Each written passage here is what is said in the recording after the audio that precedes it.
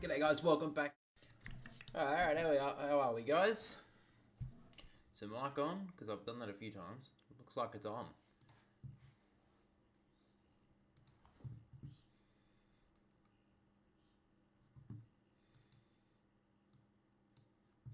If Geelong lose, it will be the first time since 2006 they've lost 4 in a row. The first time since... And the first time since 2003 a team has won in Geelong 4 times in a row. That's a good statistic to know. Thank you, Brendan. You're a wait, was it Carlton or Collingwood you go for? Because I'm pretty sure it's Carlton. They obviously got up this afternoon, so a good win from them. I feel like you wouldn't have been watching the stream last night. Okay,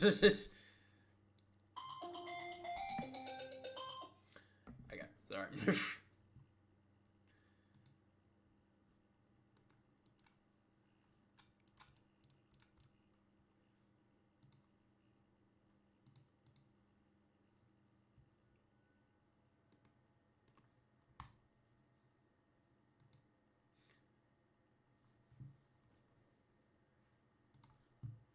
Carlton, yeah, so they got a good win against the Gold Coast. One of their better performances of the year. Definitely the past month, so that was a good win. So Tom Hawkins today will break the all-time games record for Geelong, I believe, so...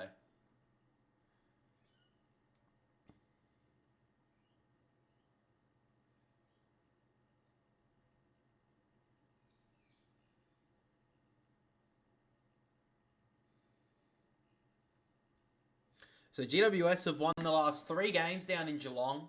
Their form has been down as of late. But the Cats haven't been any better. They've lost their last 3 games after starting the season off with 7 straight wins. So Tom Hawkins looks like he's going to match up against Sam Taylor. No surprises there. Big game for both teams to get back on the winners list. And Geelong rested a lot of players last week. Let's see how they performed this afternoon. So here we go. From a tap down, Briggs wins the first tap. Bruin got wrapped up there by Cornelio. Dropped it. Should get rewarded there, Cornelio. Didn't. Play on, just handballs it forward to space. Did well there, the Giants. And now Briggs thumps it inside the forward 50. Not the greatest kick. Great mark going back there was Guthrie.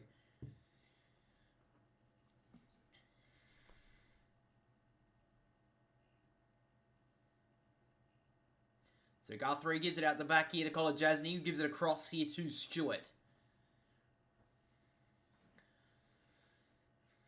So the Cats just holding things up here. Guthrie looking through the middle. Nice kick to Dempsey on the lead. So now Dempsey wants to go. Just sets up a high ball towards half forward. Lee Kalia went up. Good grab. He's in the team this week for Buckley. That was a great grab in the end coming up. So just works it back here to Himmelberg. Himmelberg doesn't have a lot of options, so he's just going to have to switch it across here. Out wide to Whitfield. Whitfield wants to pierce it through the middle, but he's just going to have to work it out wide here to Iden.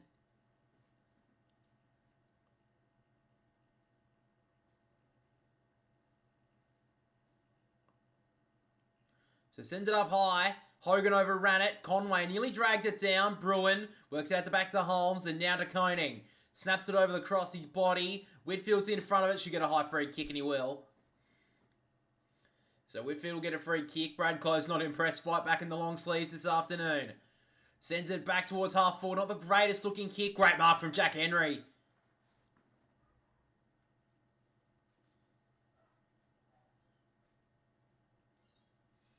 So now Henry sends a high ball towards the wing. It's a good work there from Blitzers to break away. He gives it off to Myers, who works it straight through the middle of Cardinia Park.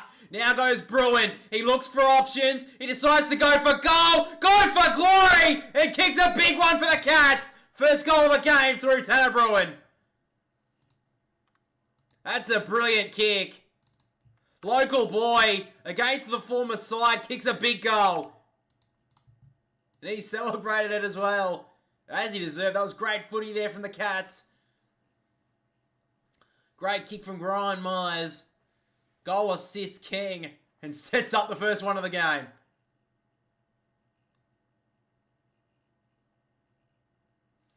It's a good start here for Geelong.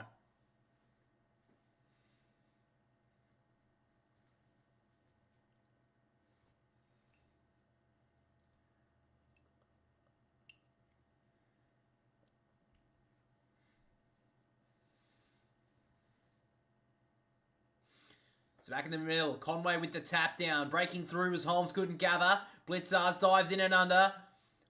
Did well there, Conway. Holmes broke away a little bit too easily there. Dribbling ball towards half forward. Iden took the front spot and he did well. Now they can link up here, the Giants. Cornelio gives it out the back. And now Perryman goes along with the kick. Up goes Hogan. Took a couple of players down with him. Couldn't bring the mark down though. And now Duncan. Short little kick hits up Myers. He looks inboard straight away. He was one of their only good performers last week against the Gold Coast. Not a great looking kick, and it's just knocked out of bounds there by Connor Iden. So right in front of the interchange gates, early stages, first quarter.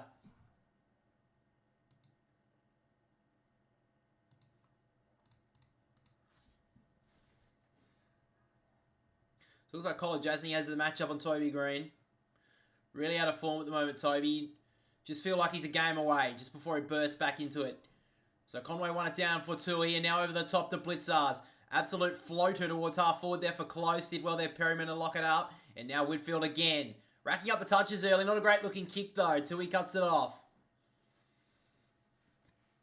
Zach Tui on the wing. He's got Holmes in short. How you doing, Boston? What are you up to this afternoon? Long kick down the wing. Looking for Hawkins. Crowd went up. Just couldn't bring it down though, Tom.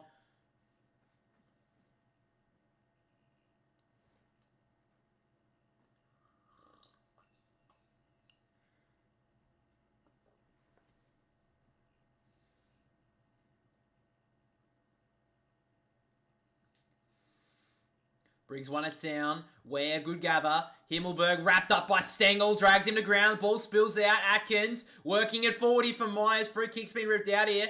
It's going to go to Stengel. So it was holding the footy. Pretty unlucky, I thought. Thought Himmelberg got immediately wrapped up. The umpire loved the tackle enough that he's going to get a free kick. Yeah, I'm doing pretty good, man. Sydney Swans on top by a game and a half.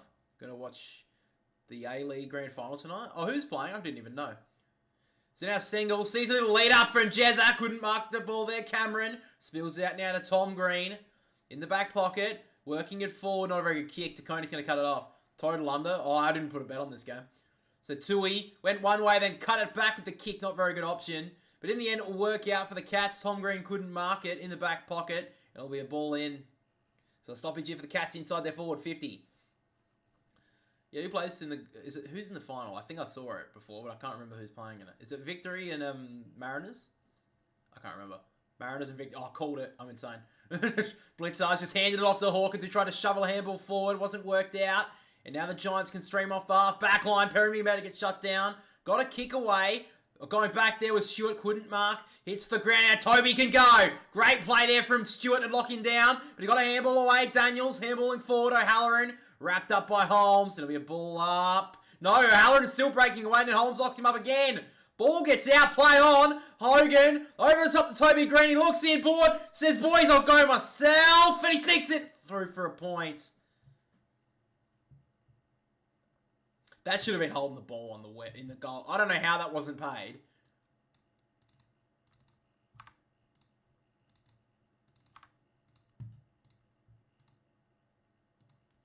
I support Sydney FC, but I'm going to go for Melbourne tonight. Oh, okay. Because I like the Pies. Fair enough, fair enough. You guys got a bit robbed last night, I will say. Boston.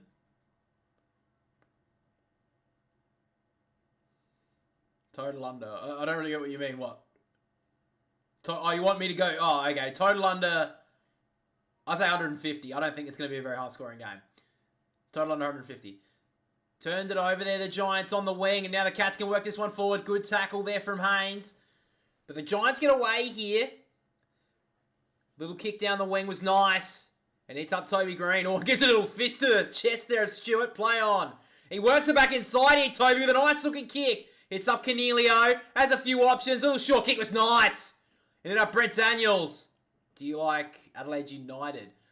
I don't really follow a lot of A-League, to be honest with you. When I did used to follow it, I used to barrack for Sydney FC. But that was because I barracked for the Sydney Swans as well. More soccer that I do watch is the Premier League. So I watch my team's Chelsea. So Brent Daniels, been a bit quieter so far this year. To get the Giants up and about early, he gets it straight through the middle to the silence of the Geelong crowd. They break in front here, GWS.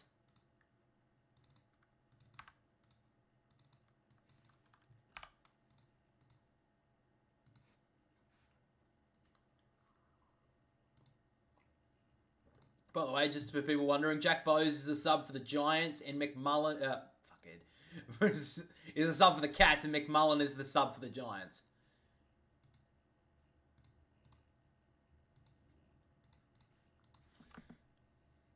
Chelsea, not bad. Yeah, my brother's a huge Liverpool fan. I was just disappointed that Manchester City won the tournament again. Won the Premier League again. I mean, not that I'm an Arsenal fan by any means, but it was pretty boring that again they've won 4 in a row. I hope that Manchester United win the FA Cup. Yeah, I kind of do as well. Not that I like them that much either. Won it down there, Neil. Spun out of trouble, did pretty well, going into the ruck now. Handball, just miss Holmes, dragged down by Canelio. Dragged down was Canelio. Myers threw a boot at it, and now Briggs gets it out of his area. Towards half forward on the bounce. It's Toby Green again. He's involved a lot early. Little handball out wide to Daniels. Usually a good distributor. He streams inside 40. Has so much time. Probably too much time. Almost turned it over. Inside handball from Thomas was poor. And now Myers coming off half back and a nice looking kick as well. Hit up Holmes. And now the Cats can go on the wing. Not a very good kick at all from Holmes. Just shoving it 40. Canelio will work. Daniels again. He's got Toby Green leading back into some space, but he saw a better option and hit up Aaron Cadman.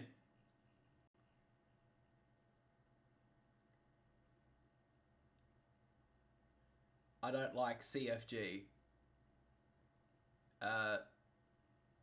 Who's CFG? I'm a bit of a moron. So Aaron Cadman, been out of the last couple of games. They've given him the bit of the faith. Stay in this lineup. He comes in. Oh, and he's just hooked it to the right-hand side. So a couple of early misses here for the Giants.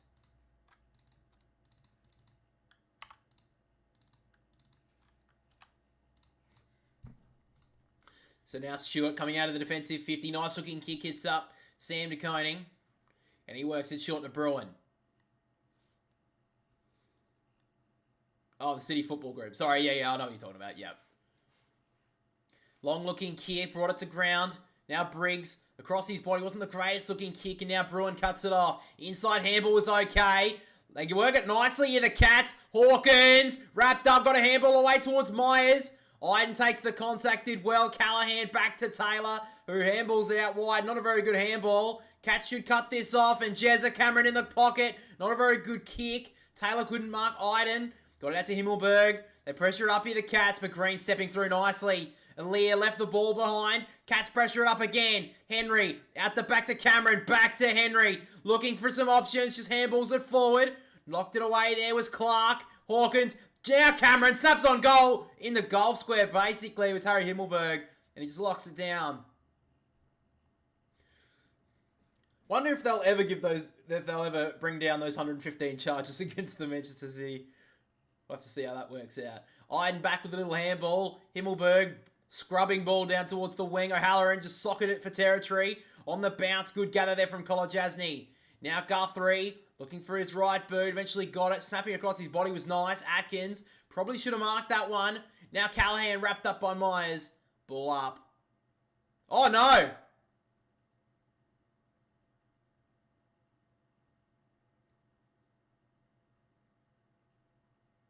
Why are they taking so long to call the ball up? Fucking hell. This is what causes big head injuries, because players take so long and then they have to drag them to ground. Anyway. Bruin thumps it inside the forward 50. Taylor took the front spot, couldn't mark. Now Dempsey up against Iden. Iden's had a pretty good start to this game. He got it away. About to get locked down. There was Peatling and he's gone. So good work there from Stengel.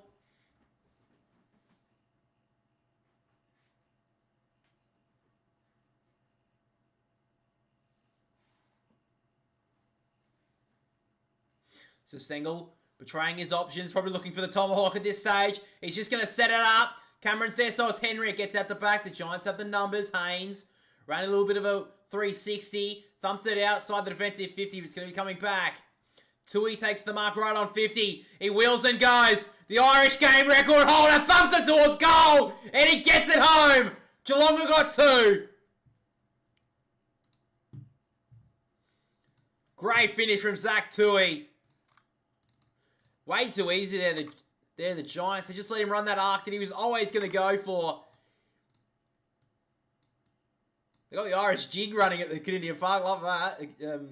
GMHBA Stadium when he kicked that goal.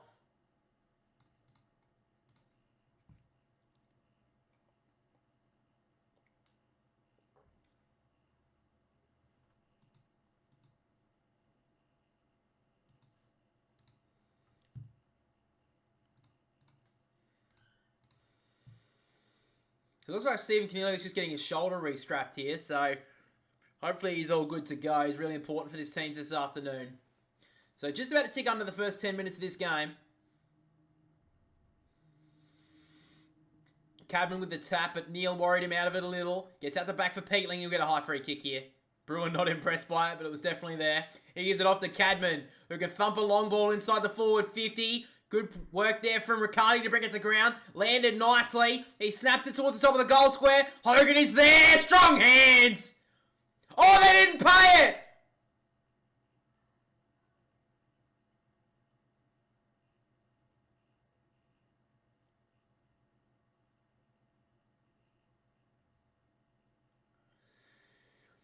The umpiring at the start of this game's been fucking atrocious. Holy shit. They have got a free kick here, the Giants, so Halloran got hit high. But that is an absolute mark. We're better than Sydney, or I don't know about that. How you doing anyway, Arlo? So Xavier O'Halloran, despite not being paid the mark there, Jesse Hogan, they should still get the goal here, the Giants. O'Halloran, oh no! Spurred off the side of his boot and he's hit the post. From 20 metres out, slightish angle. Missed a big chance there.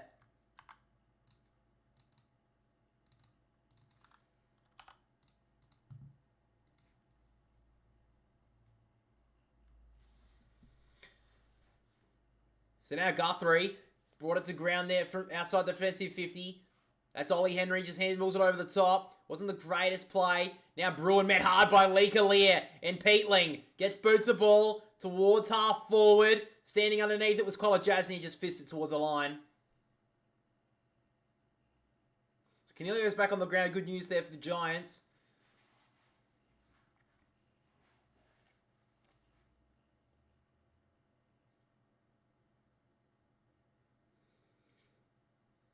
Conway taps it at the back, and now Clark will get the clearance if the Cats. Towards the wing. Oh, up went it, Lee Collier. He started nicely. That was a great grab. He gives it to Perryman. Oh, dangerous kick, though. Cats were preying on it. Work there from Duncan. Gives it out to Cameron, who waited to give to Myers. Missed him. Taylor comes up, did well to defend that one. And now Lee Collier can try again. Outside kick wasn't the greatest, and it rolled out of bounds. So the Giants just making a couple of mistakes right now, but they are in this game.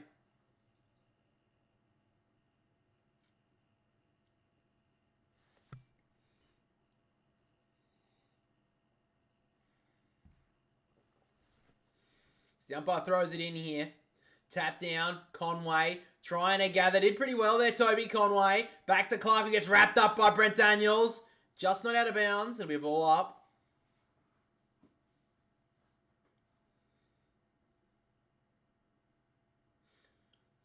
So Conway took it out of the ruck. Just got a handball away. Bruin breaking through. Went to go inside. Then ducked back. Did nicely. Sends it forward. Iden took the front spot. Probably should have deserved the free. Didn't get it. Now Whitfield. Inside kick is really nice to Toby Green. He's had a good start to this game, Toby. He wants to go. Short little kick inside. And now they can work it through here, the Giants. Whitfield. Usually a great kick. Not the best there, though. Cut off by Zach Guthrie.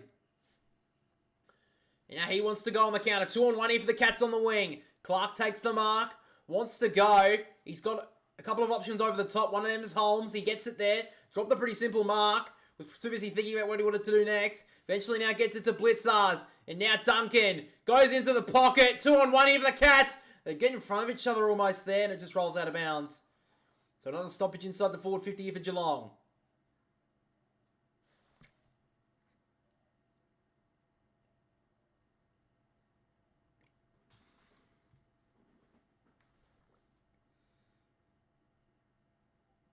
Umpire throws it in. Cadman was held a little bit there in the ruck. Myers coming through. Let it go. Cadman sitting on top of it. He'll have to get it out here.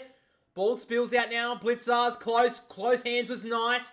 Great handball. Clark to Stengel. He's dangerous. Got it out. Clark just handballs it to the voice. Wasn't a great option. Cornelio's got a free kick. Won't be paid though. And now Collar Jasny snapping it towards goal. Doesn't kick many, but he's got a big one there.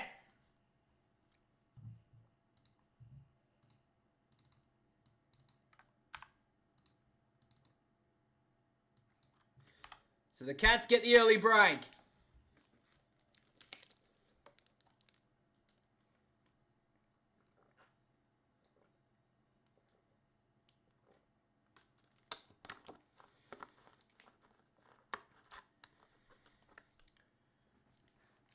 So good start here from Geelong. Colin Jasny, nice goal there. Doesn't kick. It was his 4th of his career, that goal.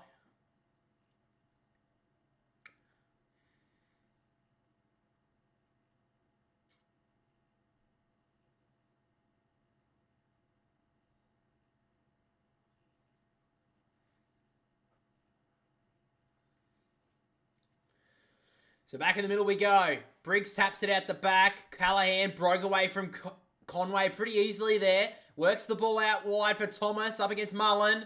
Thomas just drags him over.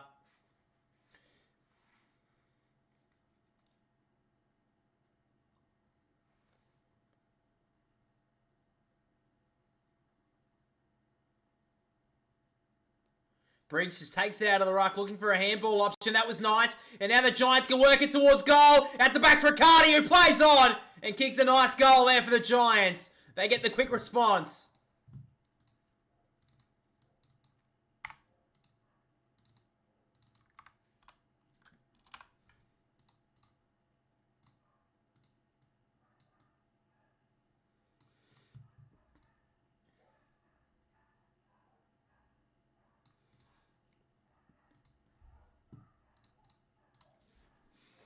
So a good finish there from Jake Riccardi. Took a good mark in the goal square. I will say he held it probably just as long as bloody Jesse Hogan.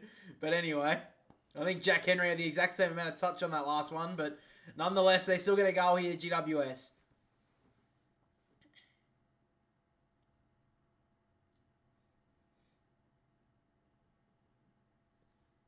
So just under 7 minutes to play in this first quarter. Been a pretty tight contest so far. Briggs with the tap. Comes at the back for Cornelio. Just couldn't get it forward there. Goes in between the legs of Briggs. And now Bruin can break away. Towards the wing. Towards half forward as well. Kick goes wide. This will be called insufficient intent, I would say. And it's not. Okay.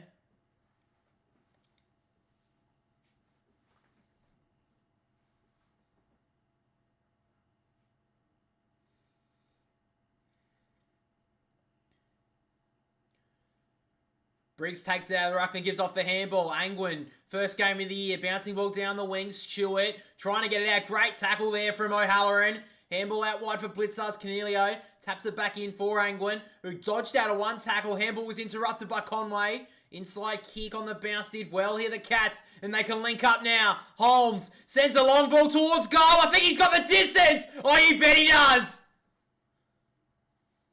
Good finish there from Max Holmes. And Geelong break back out to that 9-point lead.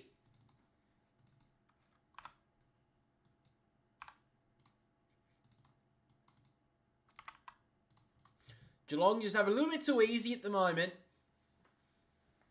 It's a great finish there from Max Holmes from outside 50 if you don't mind.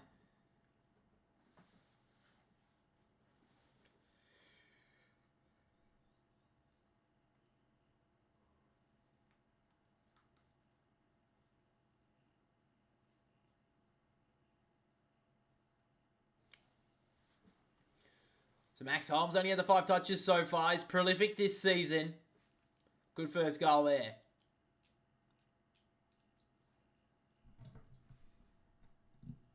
Tap down there from Conway. Briggs trying to break away. Both ruckmen tussle a little. Now Green looking for the 1-2, but Briggs decides to deliver it forward. Wasn't the greatest handball. Had to make Whitfield fight back for it, but now Green gives it off out wide, and now Ware jams it inside the forward 50 on a great looking kick, and Zach Guthrie cuts it off. Had a brilliant start to this game, Zach Guthrie.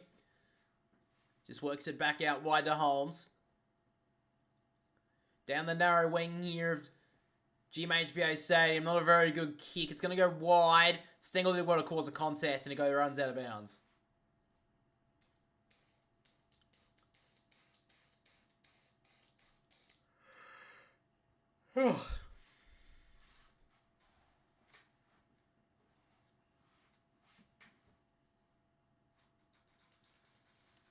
So back in the ruck we go, out of wing now. Briggs tried to tap it forward. Conway stood in front of that, but now Tom Green will get the clearance. High ball, sent it towards half forward. O'Halloran, they want to bring it to ground. Now Mullen wrapped up by Harvey Thomas, and he's dragged down, ball up. Zach Guthrie, my daddy. Glad you're having a good one there, Aussie Sports. So just outside the forward 50 here for the Giants. Conway with the tap, out the back. Holmes just handballs it forward. Nice play. Close, and now Stengel on the wing.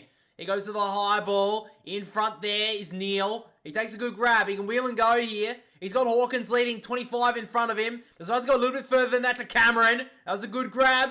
He'll want a wheel here. Cameron looking, and then finally finds Tom Hawkins. So here we go. Tonight, he breaks the game's record in Geelong history. Can he get this through?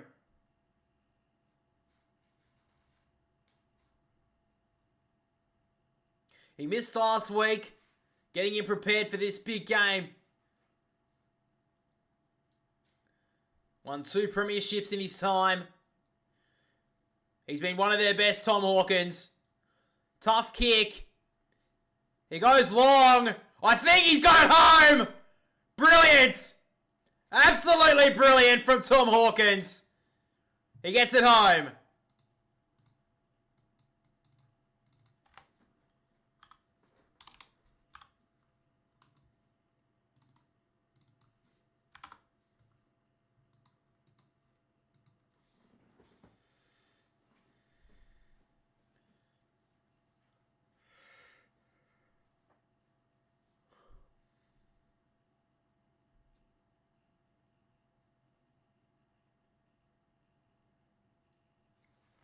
He's been a little bit out of form this year, Tom Hawkins, but great goal there. Still a really important piece to this side. And maybe if they can make a push towards a premiership this year, he's going to be really important.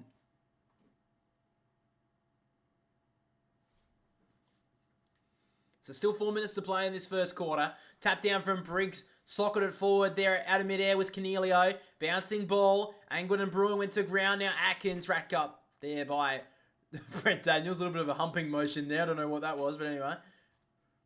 So just inside the centre square. Giants side. Briggs taps it down again. Now Duncan. A bit of a territory game so far. People just trying to get it off the ground and try and get it into their team space. Iden ducked back out of trouble. Did well. Haynes further back to Sam Taylor. Not really much of a distributor. And they're going to get pressured up here. The Giants by the Cats. They do really well. Can they get out here, the Cats? Went in hard there. Atkins, as he always does. Ware almost dove on it. And ball up. True centre wing out of side. Giants under siege at the moment.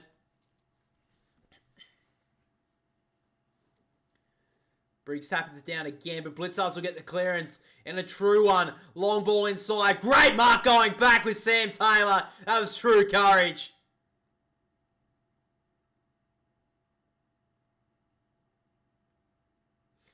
So Taylor works it back here to Himmelberg. They can go on the outer side here, the Giants.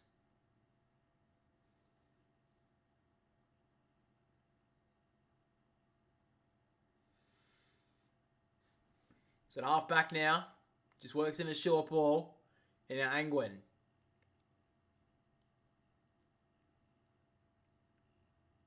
So Angwin wants to go long. Packer players form up. Went Hogan. Almost tracked it down in the end. The Cats have the numbers here. Conway, Guthrie, and now Clark's had a few touches early. At the back to Holmes. He wants to go down the wing. Blitzar's coming across. Iden again. He's had a really good first quarter. Now gives it off to Callahan, who wheels back inside towards Briggs. They got players on the outer. If Cornelio can see it, now he does. Helicopter ball towards the wing. They can gather and go. Got to push in the back there, Ware, but he gets it forward enough, and Brent Daniels takes the mark, and he kicks it on the lead. Nice little play, and Jesse Hogan.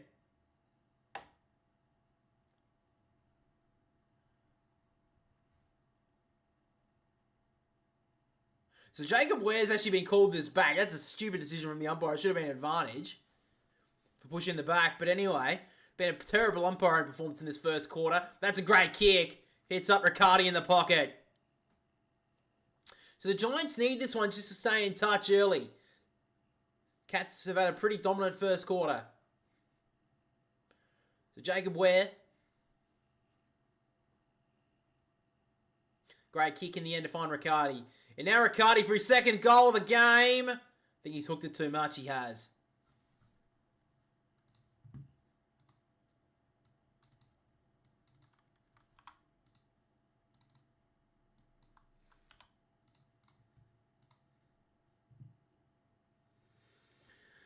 So now Holmes kicks it down the wing on the commentary side. Briggs up against Conway. Conway did pretty well there, and it's out of bounds. Minute and a half in this first quarter still to play.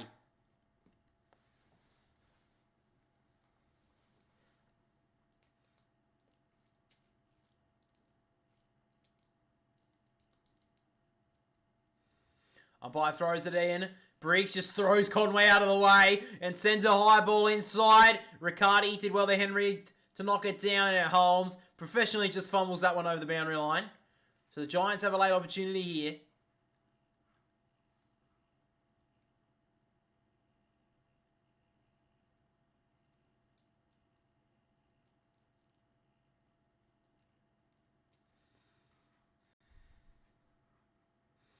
So back in the ruck, Briggs tried to tap it out the back, coming through dangerously. There was Green, Bedford, wrapped up by Duncan. Ball up again.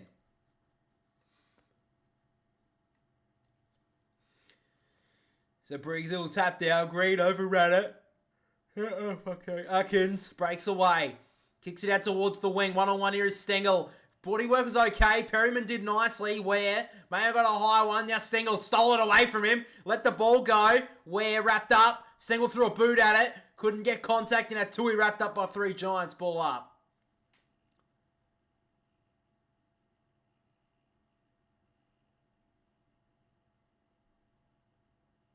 So here we go.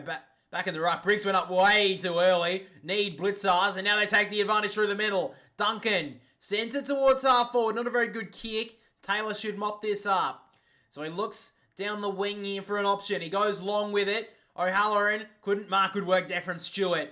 Out the back to Guthrie. Got it smothered. Great play there from the Giants. That was Toby Green. Good that smother. And 32 seconds on the clock.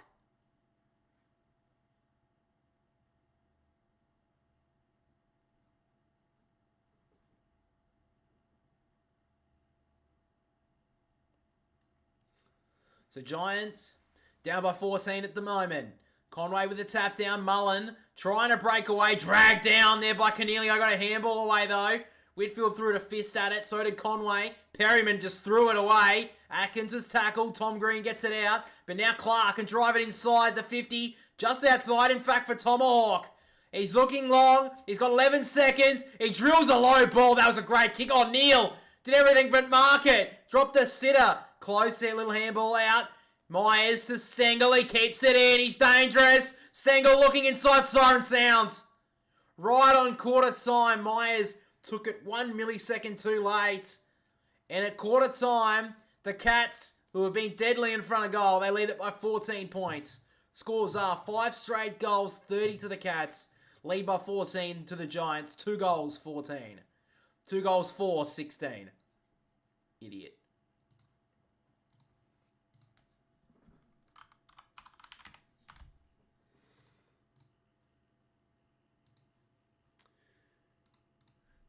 Accuracy hurting the Giants at the moment. Yeah, I would say so.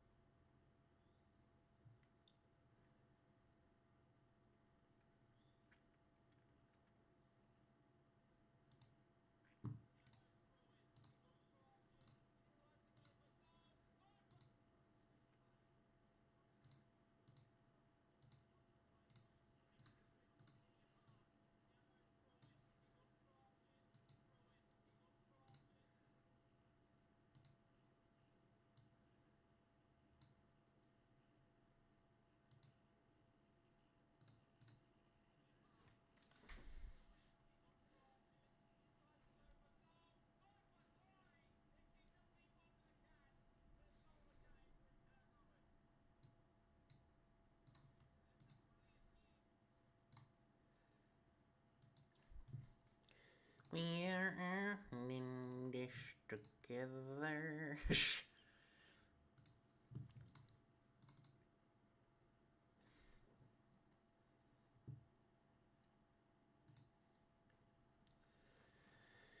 Oh. Is anyone else watching the game tonight, or am I the only one who's going to watch it just to get the votes in? Because fuck me, I think it's going to be a fucking bludger. If you don't know, it's really unfortunate too, because it's a really big game. Obviously the dream time at the G, but it's going to be a blowout. I just don't give it much hope for Richmond. I think they're going to get fucking done badly.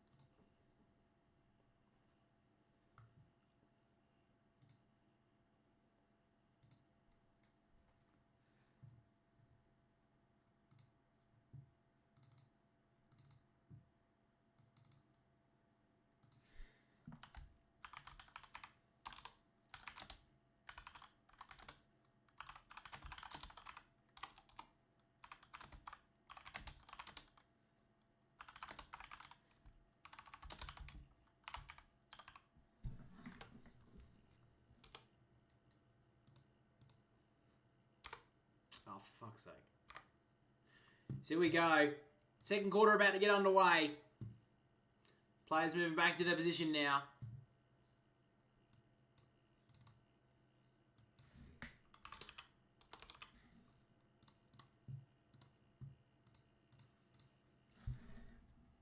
Maybe they're going to have to replay the siren here.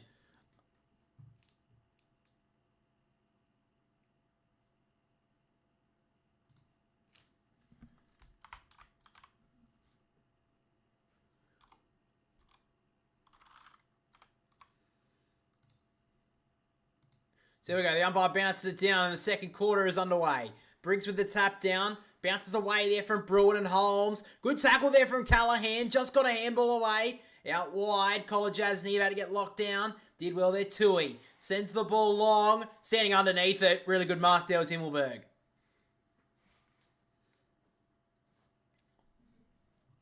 So now Himmelberg looking to switch the play. The big long switch. He's going to run a long way here. And now he had no option out there, so he's going to have to cut back. Wide looking ball. Underneath it's Peatling. Good grab in the end. Got him. Oh, met hard there by Tui, and he's given away 50 metres. I'd like to look at that again because it looked like it was exactly when he took the mark.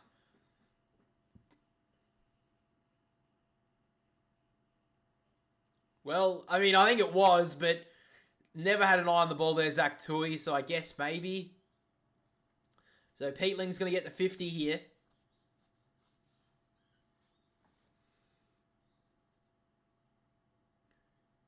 Oh, Peatling's been taken inside the forward 50. That's a long 50. So Peatling played a couple of games this year, shown some stuff, played a lot as the sub. Back in the team this week. He'll run a bit of an arc here, send a long ball towards goal, but he kicked it exactly where he ran.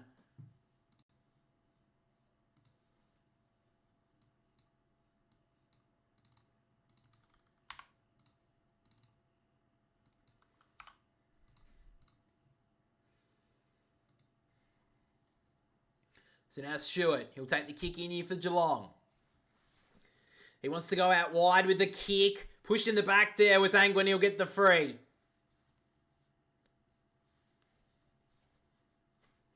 So now Angwin. First game of the year, like I said a few moments ago. Earlier in the game. He now thumps the long ball inside. Overrun it there was Hogan. It gets out the back. Stewart gives it off to Blitzars. Long handball out the back to Henry. And Stewart's going to take it over the line for a behind. Don't know if that can be a team deliberate, but nonetheless, they did it well there, the Cats.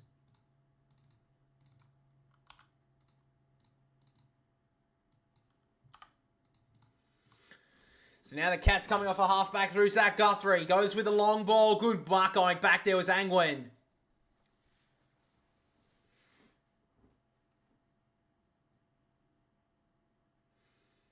So at the moment, there's just not a lot of movement here for the Giants. Angwin doesn't have a lot of options. He's just going to have to go long with the kick. Briggs is leading into a little pocket of space. That was good work from the big guy.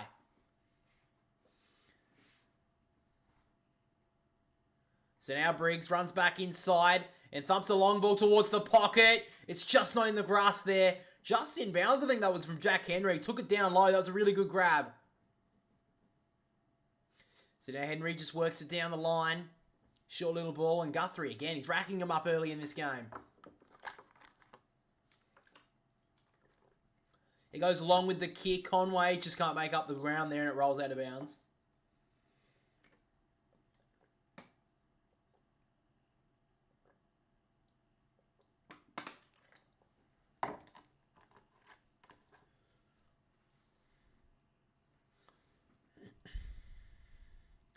So early stages, second quarter. Briggs won it down. Bruin couldn't gather. Did well there. Briggs again out towards Green. Now Tui kept it in front of him and off the ground. I believe that was from Daniels it was, and it's out on the full. So Max Holmes to get the free kick here. So Holmes works it inside. Short little ball to Duncan.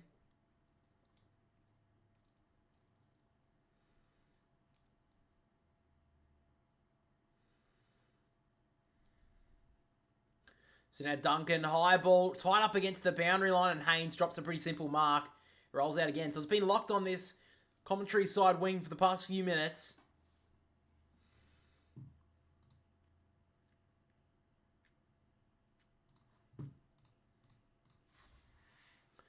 Tack down there from Conway. Bruin tried to slap it forward. Angwin got a high one. Umpire didn't see it. Handball out wide to Cornelio. He's looking for a handball inside. He got it. He's going to get the 1-2, and they can go with the Giants. Cornelio gives the handball off to Daniels, who can work it back. Inside long ball for Hogan. Good grab. That's going to be paid.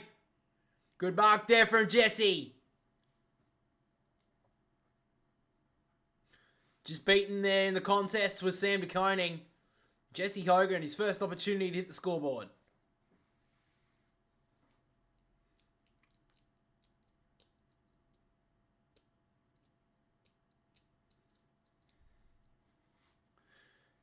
So coming into the round, Jesse Hogan led in the Coleman race, equal with a couple. He'll run around the body, a little bit uncharacteristic there, but he nails the goal, and the Giants get the first of the second quarter.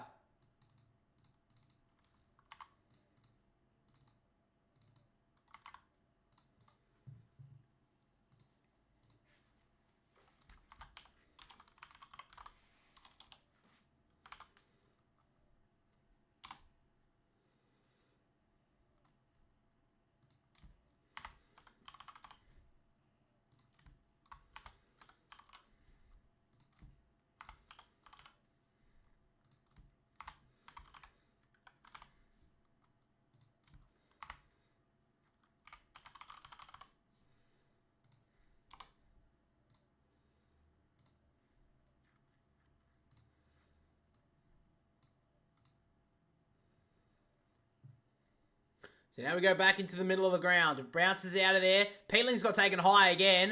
And he'll get the free kick in the middle.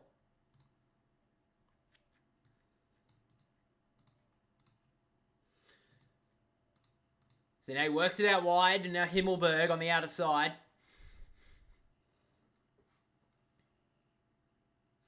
Still holding that shoulder a bit at the moment, Stephen Kennedy. That's a real concern for the Giants. He sent it long, Himmelberg. And out the back is Jake Riccardi.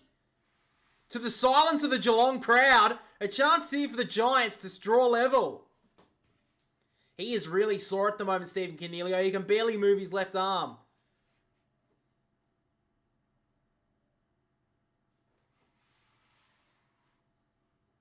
Real concerns right now for Stephen Cornelio and the Giants. But right now, Jake Riccardi lines up. He'll run an arc. He'll send it long. Will it get there? Oh, you bet it does.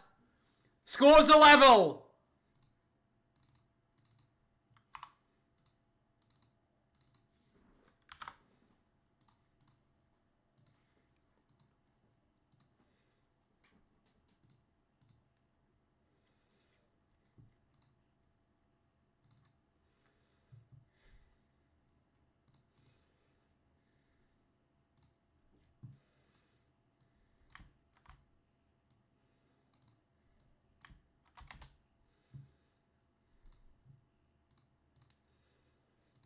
So a bit of a challenge of Giants going around Geelong right now.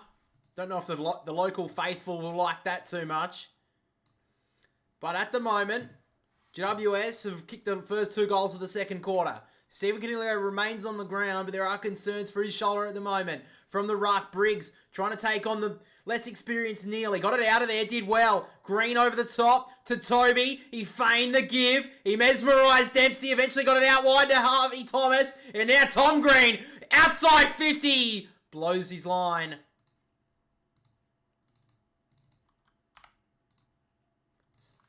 So they take the lead for the first time now, the Giants. Which players do you dislike? I don't know if I dislike anyone. Maybe Cody Waitman, that may be one. I hate the way he bloody ducks all the time.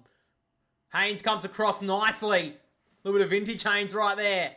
He cuts it across. Now short little kick to Toby Green on 50. That was a good mark.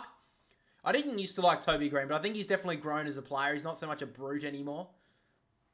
So I don't mind him anymore. I used to dislike the way he played when he used to just hit people behind play and knee people. I mean, he still does a little bit, but I don't mind it as much now. So Toby Green's had a decent start to this game. So Stephen Cornelio just came off the ground. We'll see how that plays out. Sub for the Giants is McMullen. But now it's Toby Green. Had a pretty quiet year so far. He's going to kick way to the left and he's just going to sneak it. I don't think he's even snuck it through. He hasn't. So it's out of bounds on the full. That shoulder is being held together by blue tack and duct tape. I agree with you. Stephen Cornelio is a very tough player. So if he is concerned by that shoulder, I will say it must be hurting quite a lot. How you doing anyway, Faithy boy? So now Sam DeConing at half back. Down the wing with a short little ball. Neil got pushed out of it. Play on, I believe. Dempsey. Oh, free kick's been given to the... Oh, why didn't he call play... Okay, whatever. Shannon Neal's got the free kick here. Thought it was going to be called play on. So given his spot in the team this week, despite the poor loss, he's kept his spot. Works it back to College Asney. And Geelong now can come on the commentary side. It's a long ball, 2-on-2 here. Guthrie's out the back. Did well there, Henry, to knock that one to ground, and it runs out of bounds. Good, mate. That's good. That's good, man. You a Giants supporter or just going for them today?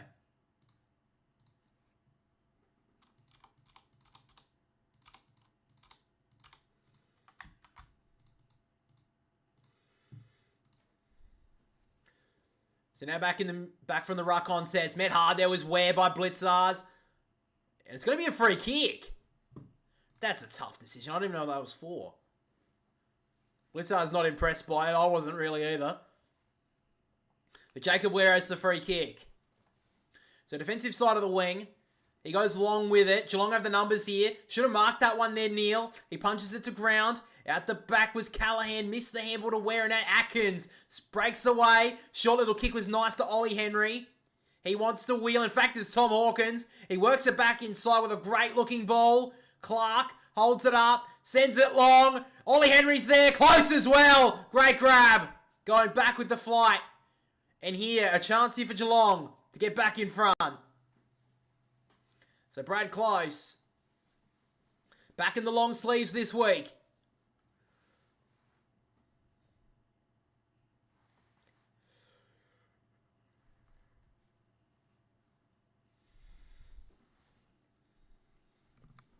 Only had a few touches so far, Brad Close, but it works a lot more on impact.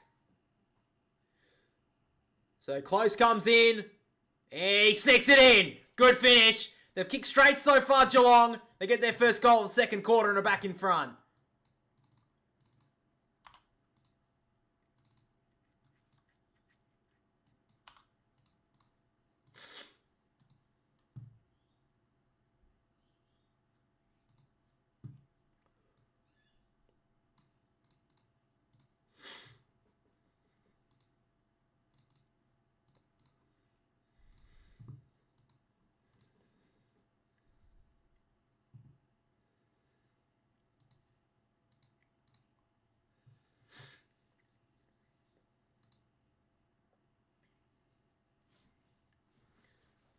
A lot of missed opportunities from Giants tonight. Yeah, they've missed quite a few so far. Especially in the second term, they've kicked, what, 2-goal-4.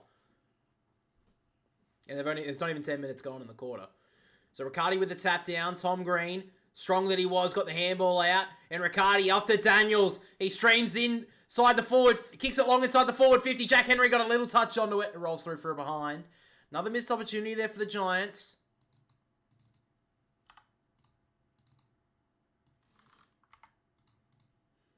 Four points to the lead now, the Cats.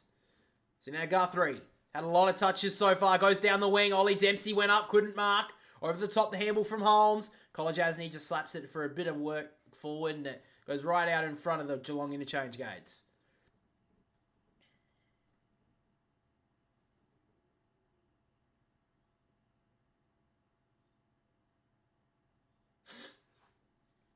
Throws it back in.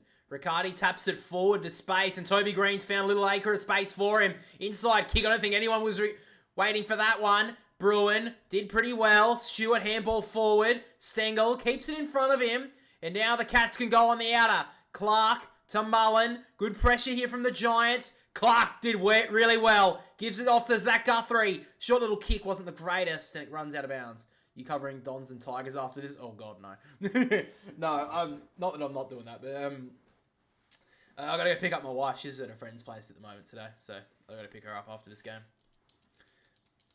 She was like, oh, come pick me up. And I'm like, no, I've got to do my stream. No, I didn't do that. Anyway, Daniels gives it off to Whitfield through the middle of the ground. Low-looking ball. Missed Hogan. On the bounce, though. Great play there from Thomas to work it forward. O'Halloran to Toby Green. Outside give to Ware. Had to come back. He did pretty well there, Jacob Ware. And now Callahan, the rosy-cheeked assassin, sends it inside the forward 50. O'Halloran brought it to ground. Atkins towards Guthrie. And now Tui. They work it out pretty nicely here, the Cats. Great work from Peatling to lock it up for the moment. Kolajasny and Guthrie. Again, he's had a brilliant first half. So now Stengel works it inside. Great looking ball. Hit up Ollie Henry. He wants to go. He now does. Goes into the pocket. Makes Tom Hawkins have to run for it. He'd be pretty annoyed with that. The aging legs of Tom Hawkins didn't want to run for that. He wanted that on the chest. And the turnover occurs. Haynes across the 50. They work it out okay here, the Giants. Angwin gives it off to Iden. On the outer side, they have some space to work into here. And now Harvey Thomas. So Thomas doesn't have a lot of options here. So it looks like he's just going to have to bomb long. Which he does now. Geelong have all the numbers here. Conway, 1-2, couldn't grab it. They knock it down, and here go the Giants. Peatling, great little ball to O'Halloran. They've got numbers streaming inside the forward 50. Take your pick. He goes in short to Toby Green, who steps off his mark, kicks it through, and the Giants are back in front. They could have raffled at the Giants. They broke away. Big goal. They're back in front to the silence again of the Geelong crowd.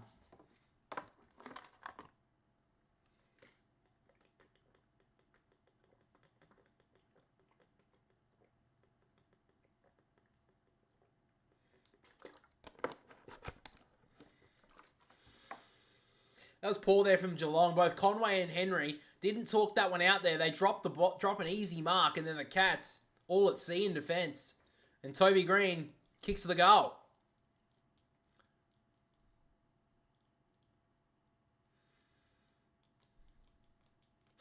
So Lockie Whitfield, a little bit shaken. He just got hit, not really behind play, but he got a hit from Jai Clark, who was a little bit unexpected. So he's still trying to shake off those cobwebs of that hit. But we tick under 10 minutes to go in this quarter.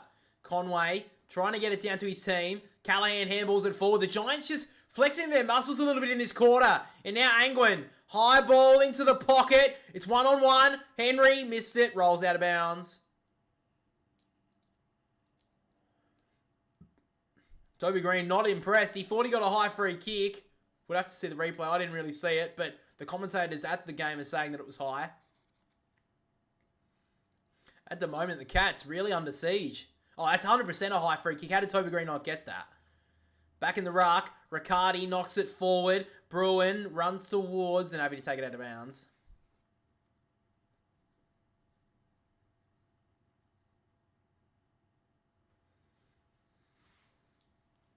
So 9 minutes still to play in this second quarter. The Giants have pretty much dominated it. Just haven't put enough of it onto the scoreboard at this stage. From a tap down, Conway takes it out of the ruck. He feigns the give like a rover. Gave it to Atkins, who was immediately under pressure. So I don't know about that from Conway. I think maybe he should have done all that good work and then kicked it away, but he gave it off to Atkins, who was immediately wrapped up. So now Conway taps it down. Green coming through dangerously. Bruin sockers it off the ground. It now takes the mark. Play on. It wasn't 15 to Toby Green. He looks for a couple of options. Steps around one. Drives it towards goal. Oh, right goes to the wrong side of the post. So another missed opportunity there for the Giants. They've had 8 more scoring shots in this game, but only lead it by 3 points. So now with a long kick from Henry. Didn't hit a target. Toby Green is everywhere in this second term. Inside handball to Callahan. Out the back for Iden. They work it through a couple of players here. Whitfield back to Callahan. So now he can drive a long one, which he does. Jesse Hogan's there. Streaming across is Cadman. Side of the future there for the Giants. Just glided across. That was a brilliant grab. Again, the crowd is silenced at the moment. They haven't had a lot of love this year, the Geelong fans down here. They've obviously been beaten by Port Adelaide.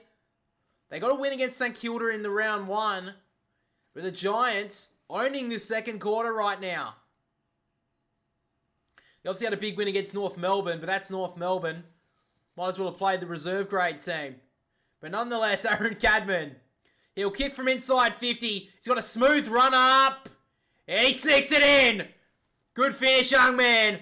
Giants get a game-high lead for them by 9 points.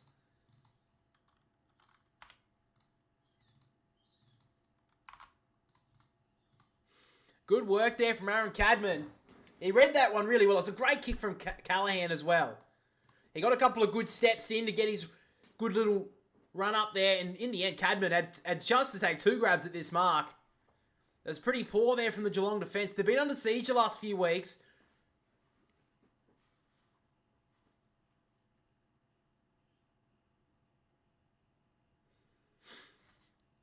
So Cadman, only other 3 touches so far, but that's his first goal.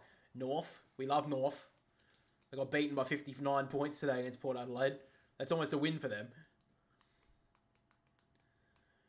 So we're back in the middle. 7.5 minutes in this second term. Conway with a tap down and Holmes will get the clearance. High ball towards centre half forward. Great mark from... he almost marked at Stengel. He landed well. Gave it off to Ollie Henry. Let it go. Out towards Clark, who gives it off smoothly to Bruin. On the opposite foot. Hooks it too far. So first blemish on the scoreboard for the afternoon or the night now for the Cats.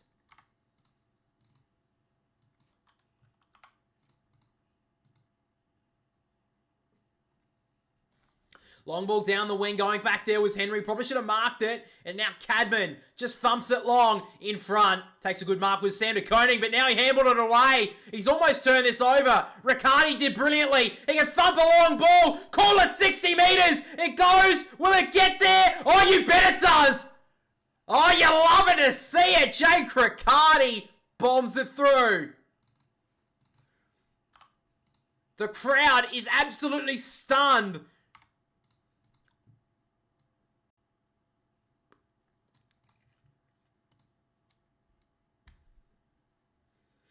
Sam de Koning, he took a great mark, but then just handballed it away.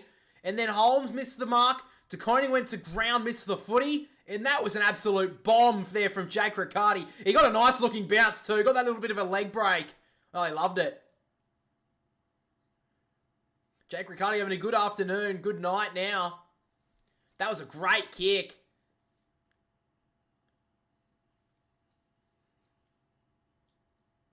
So it looks like Stephen Coniglio is going to come back onto the ground in a moment, but he's been down in the rooms for 15 minutes. So a lot of concerns right now for him, but not on the field right now for the Giants. They are in hot form.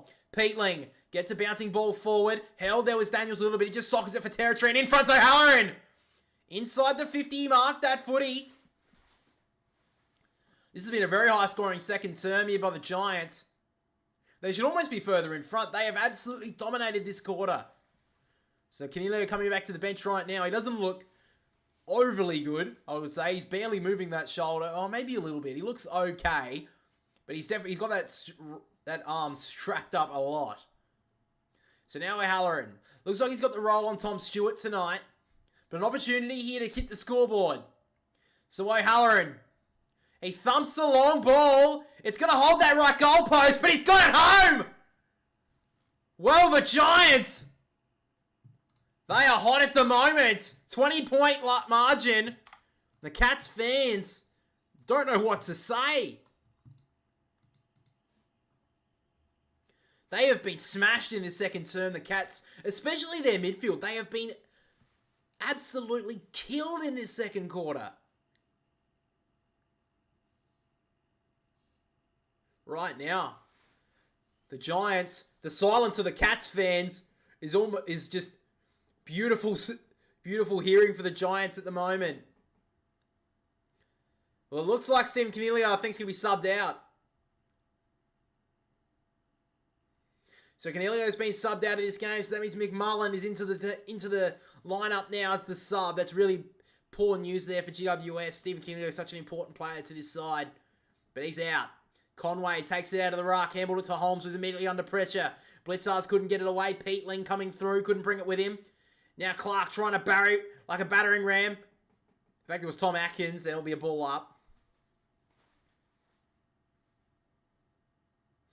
Briggs takes it out of the ruck, got them tackled immediately. Handball away from Tom Green. Callaghan held without it for the moment. Play on, Peatling out the back. Callaghan streaming through, and they're away again, GWS. Toby Green missed the handball to Callaghan, breaking through his Mullen, did okay. Got dragged down, kick inside. They can work it through here, the Cats. Guthrie gives it out wide to Tui. He's got no options here, except for Brad Close, which he hits. He's got Stengel working into a little pocket of space here. Sam Taylor coming hard. Oh, that spoil was inspirational there from the future captain, I would say. Brilliant work, Sam Taylor. McMullen about to make his way onto the ground.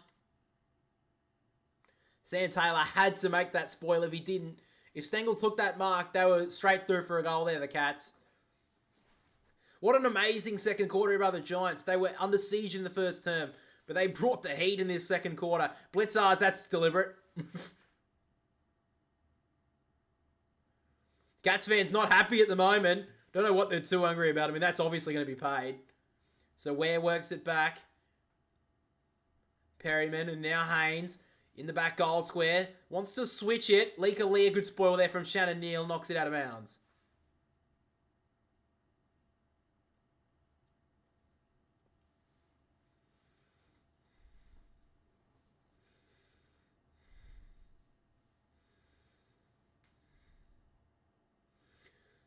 So they've only got 3 inside 50s in this second term, the Cats. They have got a goal from it, but right now, 20 points down. They've lost 3 in a row.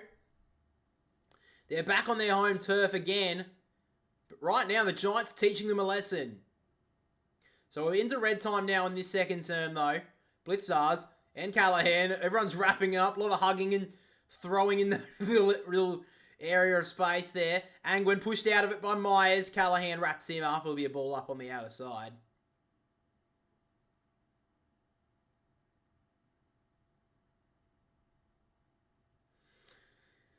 Free kick's been ripped out. It's going to go to Kieran Briggs in the ruck.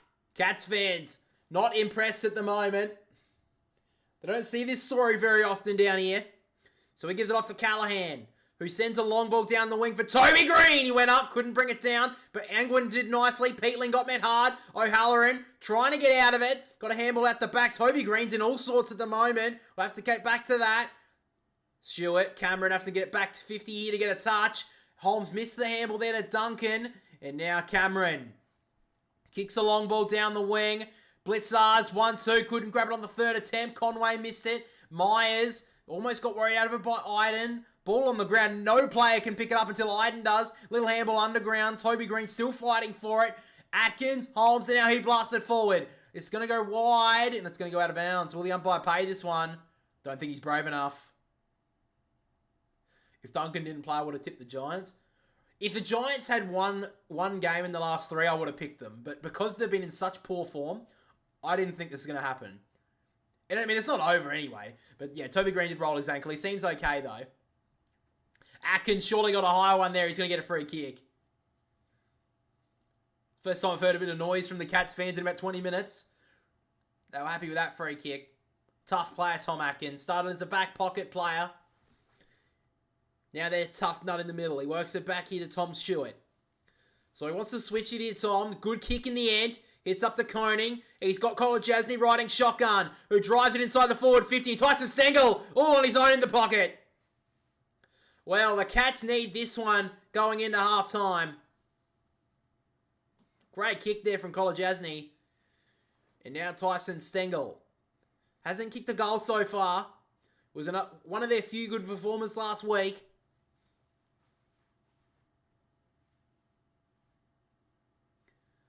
So Tyson Stengel, tucked up in the pocket, but not beyond him. Oh, the check side, that's going to come back. Oh, it just didn't come back enough. That looked like it was just coming back, but it just never got that little pullback that the check side usually brings. And it's through for a behind. So 19 points the margin. 20 points is a lot. That's just a feeling I got. Yeah, for Geelong, you definitely say. So now Whitfield sends a long ball down the wing. Out the back it goes. And the Giants have the numbers again. Thomas has a few options. He works it in short to Toby Green. Jesse Hogan leading into the forward 50 now. Oh, he just went to ground. Wasn't on the same wavelength there as Toby Green. And he cuts it off Sam de Koning. He's a right footer. I actually went to school with Tyson Stengel. So, I know. I remember playing school footy with him and he fucking dominated me about 20 different times. I was the perfect matchup for him, obviously. So now Dempsey kicks it long down the wing. Oh, up by Tyson Stengel, speaking of the man. Great grab. Ignites a little bit of flair into this game for the Cats in the second quarter. So Stengel back here to Stewart.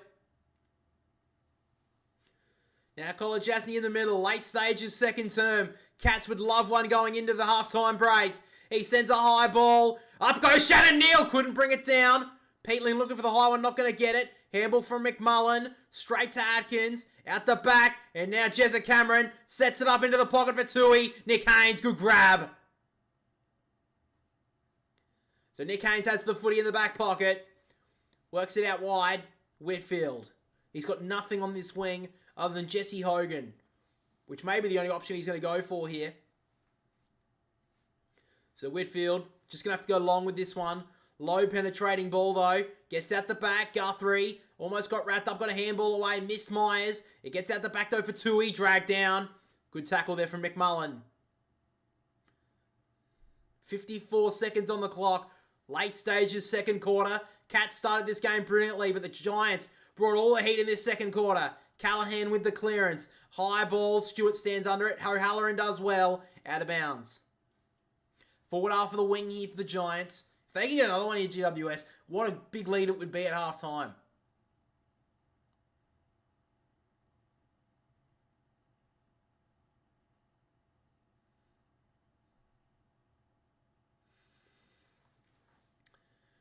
Briggs a little tap away, but only Atkins can get it forward. Nice little handball. Myers dragged down by Whitfield. And now Tom Green handball forward only as far as Tui's about to get dragged down. He breaks away. Somehow got a kick to that one there, Tui. Bouncing ball. Did well there, Perryman. Had an arm held. Got a kick away, but the Geelong has a chance here. Cameron, little kick over the top for Ollie Henry. He can run onto it. Great work, Sam Taylor. Knocked it out of trouble. It's still in here for Myers, if he can gather. He does. He works it inside the forward 50. Good work there from Perryman and Duncan. Hawkins got it slapped away from him. Taylor off to Whitfield. McMullen. I think they've seen off the danger here, the Giants. Angwin dragged down by Stengel. And with 2 seconds to go, the Giants are going to hold a 19-point lead at halftime. Can you believe this second quarter from the Giants? They lead by 19 points. They have the crowd silenced. And right now, the Orange Tsunami is going to be hard to contain. At halftime, scores are 8-9, 57 to the Giants. They lead by 19 points against the Cats. 6-2, 38. All right, guys, we'll be back in about 15 minutes for the second half. G'day, guys. Welcome back to a new episode of the Richmond received, because they are in, because he's playing in the VFL right now and he can't get into this team. That's pretty poor. Who knows if he's going to be on the list at the end of the year. That's probably a too big a call, but that's just where they're at the moment, Richmond. And I think they need to bring the tackle pressure back. They need to do that. They need to find their DNA that they have had. But you can't put it all on Adamuse because there's not much he can do at the moment. If his hands are tied behind his back, there's nothing he can do at the moment. There's nothing he can grab from. You can make all the big plans in the world, all the different tactics and strategies, and that.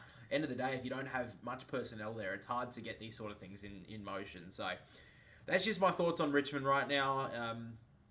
I think they'll bounce back eventually, but right now I think there's not much light ahead for them, which is really concerning. And like I said, this team was nearly in a semi-final 2 years ago, and now they are nearly rock bottom of the ladder. Let's move on.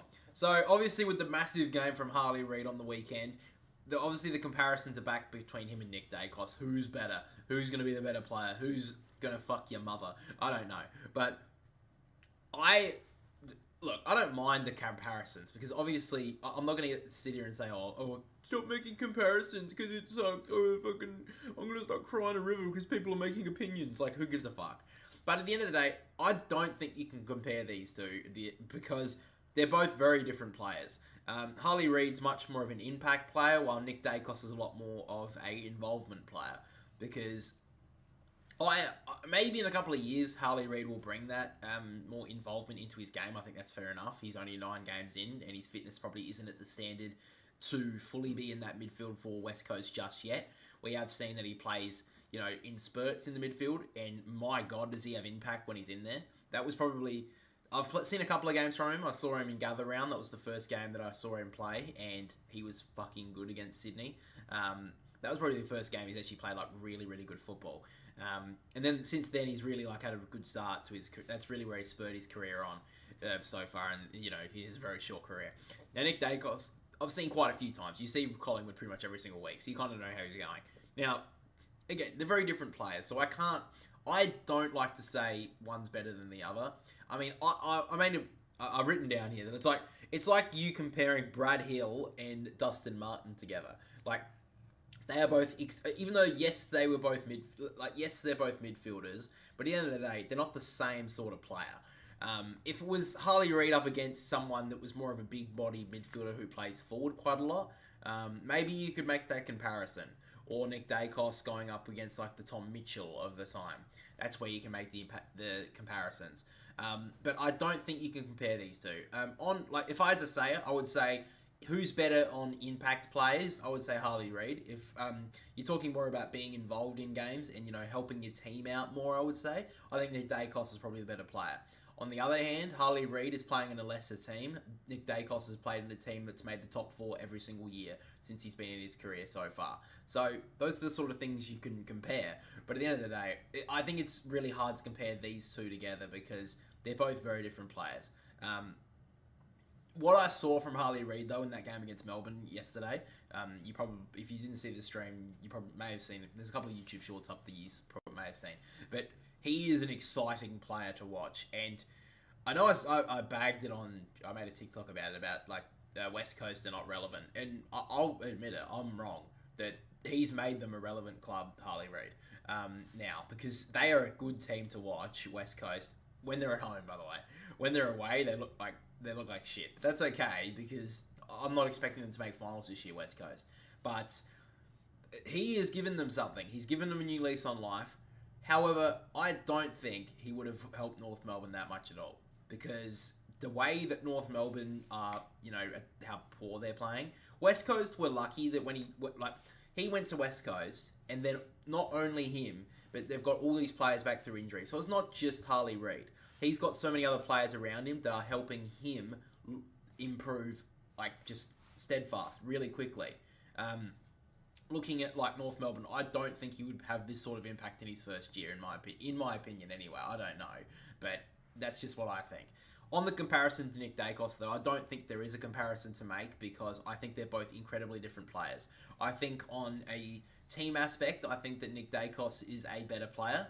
I think he helps out in the clearances. He gets it out to his teammates, and when he's around the stoppages, he's very hard to stop because he's so quick with his quick little movements. He's so nimble. However, Harley Reid or whatever, he's so much more of a battering ram. I think he's a lot better as a player like that. He can sprint he's got very good bursting speed that I've seen, and he could definitely play up forward. I think he could definitely take a more Isaac Heaney role on the Sydney side. I think he could definitely do that, especially earlier on in his career, and then maybe go back into the midfield. But I think in the next year or two as well, he could definitely play 60-40 forward line, and he will be very hard to stop. Almost like Jason Horne-Francis. That's probably a better example. I think that's a better comparison, by the way, Harley Reid to Jason Horne-Francis. I think they're a lot more similar players. I don't think Nick Dacos and Harley Reid are, by the way.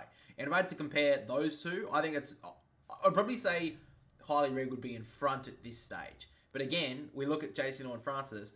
Like I said, I don't think Harley Reid would have the impact if he was playing at North. Look at Jason Horne-Francis' first year at North Melbourne. There wasn't that many question marks about him being picked up at pick number 1, but there wasn't the impact that he was having at Port Adelaide in his first year or even this year. I mean, look at the game against Hawthorn. He was one of the few players that was decent in the first 3 quarters before Port Adelaide were able to steal that win. So that's kind of where I see it on the Harley Reid Dacos debate. I don't think there is a comparison to make, really. I'm not trying to fence it. I'm just saying that I think they're two incredibly different players. You can't compare them. But I do think that on one side, I think if you're looking on impact, I think that Harley Reid can have more impact in a game, because I think he's just so, I don't know what the word would be, diverse. He can play forward, he can take marks. We saw a goal, if you compare his 2 goals that he got against Melbourne, one was bursting through the front of the stoppage in the centre clearance, and another one was up forward in a one-on-one. So, if he can do that, I think it's, West Coast, if they need him up forward, he can go up forward. So he's a lot more useful in different positions. However, Nick Dacos, if you need someone to get you a couple of clean clearances, he's probably one to do it from Collingwood and get you a couple of handballs out into space. That's kind of where I'm looking at it on that side. So I think they're both incredibly good players, and I don't think that they should be saying, oh, Dacos is shit because he doesn't lay a tackle, or Harley Reid's shit because he didn't he kicked, I don't know. Has anyone called Harley Reid shit yet? Maybe not. Maybe we'll have to give it a couple. I think that's kind of similar as well. Nick Dacos is kind of old news. He's kind of who cares? He's played 50 games. No one gives a fuck about Nick Dacos anymore. Harley Reid's the new toy that everyone can sit around and say, oh my god, he's so cool. Look at all the cool little features he has, But at the end of the day, I think both of them are incredible players, and I can't wait to watch footy for the next 15 years and watch those two players develop and, become great players. And for people who keep on sitting there and saying, oh, he's going back to Victoria in a couple of years, did you ever see Jason Horne-Francis grab his North Melbourne jumper when he kicked the goal?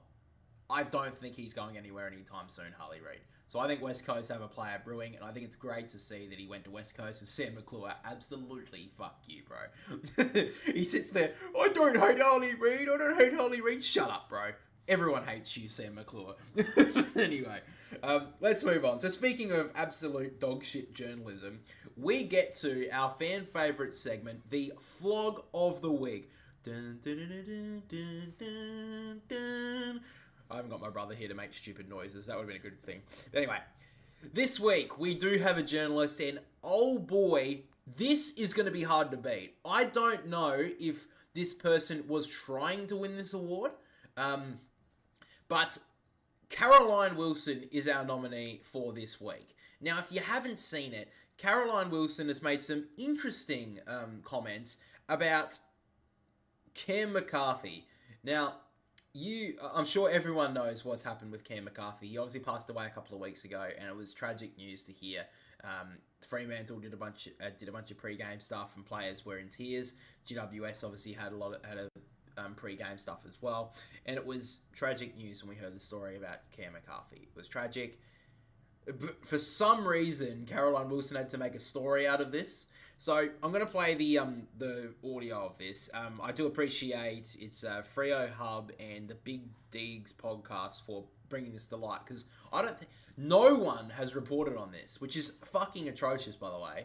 The fact that these two guys on Instagram have had to like showcase how much of a fucking horrible woman this is an absolute joke. Like, I know how like the different channels like to fight against each other, but could you at least report something like this, for fuck's sake? I mean, Clayton Oliver has a bloody latte or whatever. Is he going to Geelong because he changed his coffee order from a latte to a cappuccino? That starts with the letter C, so that means he's going to the Cats. It's like, fuck off, bro. How about you report on a fucking journalist who's just saying some absolutely fucked comments on the bloody... I don't even know what this is on. I don't know where it's from, but... the Big D's podcast and Freo Hub are the ones who have brought this to light. So I'll play the clip now.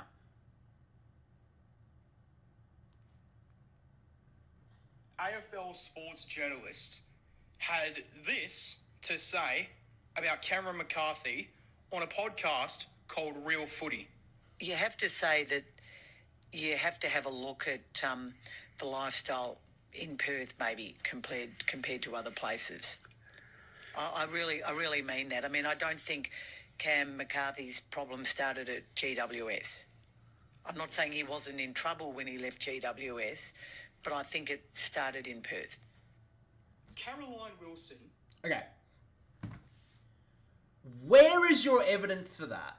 To just throw accusations at Perth football or Perth media, or I don't know who she's throwing this at. If it's Fremantle, fuck off. If it's Perth media, I don't think that's the case.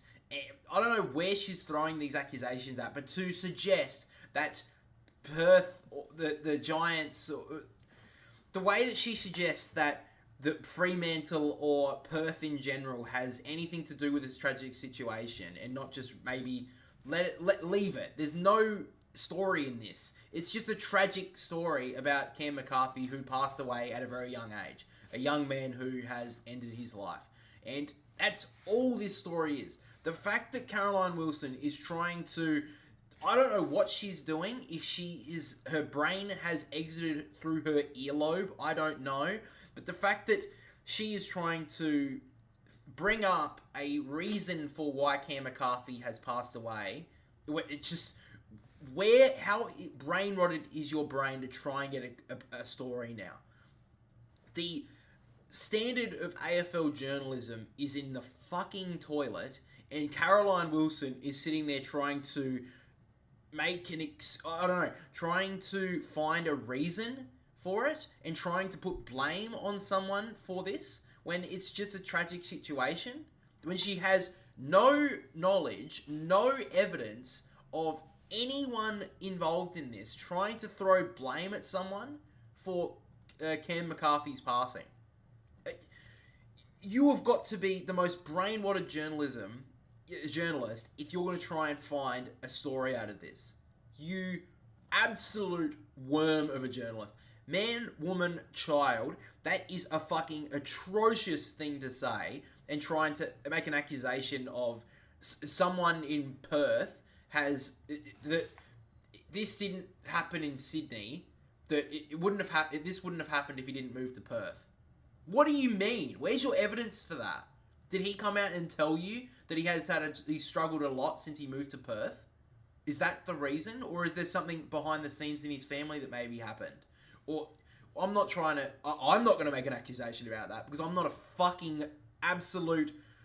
Do you have a soul, for fuck's sake? That is the most dog shit thing to say, and the fact that no one has shown this is an absolute joke. So I appreciate Freo Hub and the Big Deegs podcast for bringing this up, because I would have never known about this if it wasn't for that. And not that my thoughts about Caroline Wilson were nice before this, but now, absolutely fuck her. And she is like this. I know this is like a little joke segment calling the Flog of the Week or the Flog of the Year, but it's just a fucking dirty thing to do, to even try and come up with a fucking story on a tragedy like this. Like a clickbait fucking, oh, what did Fremantle do to get involved in Cam McCarthy's life? Like, you can make all your shit trade rumours and all this bullshit all your life, but when you're talking about this sort of stuff, could you just leave it alone? Would that be okay? You don't get paid anything extra to try and spin a story out of this, Caroline. You absolute worm of a journalist. So, sorry, I'm going to try and end it there, because I could just rant on about this and just ramble for the next hour.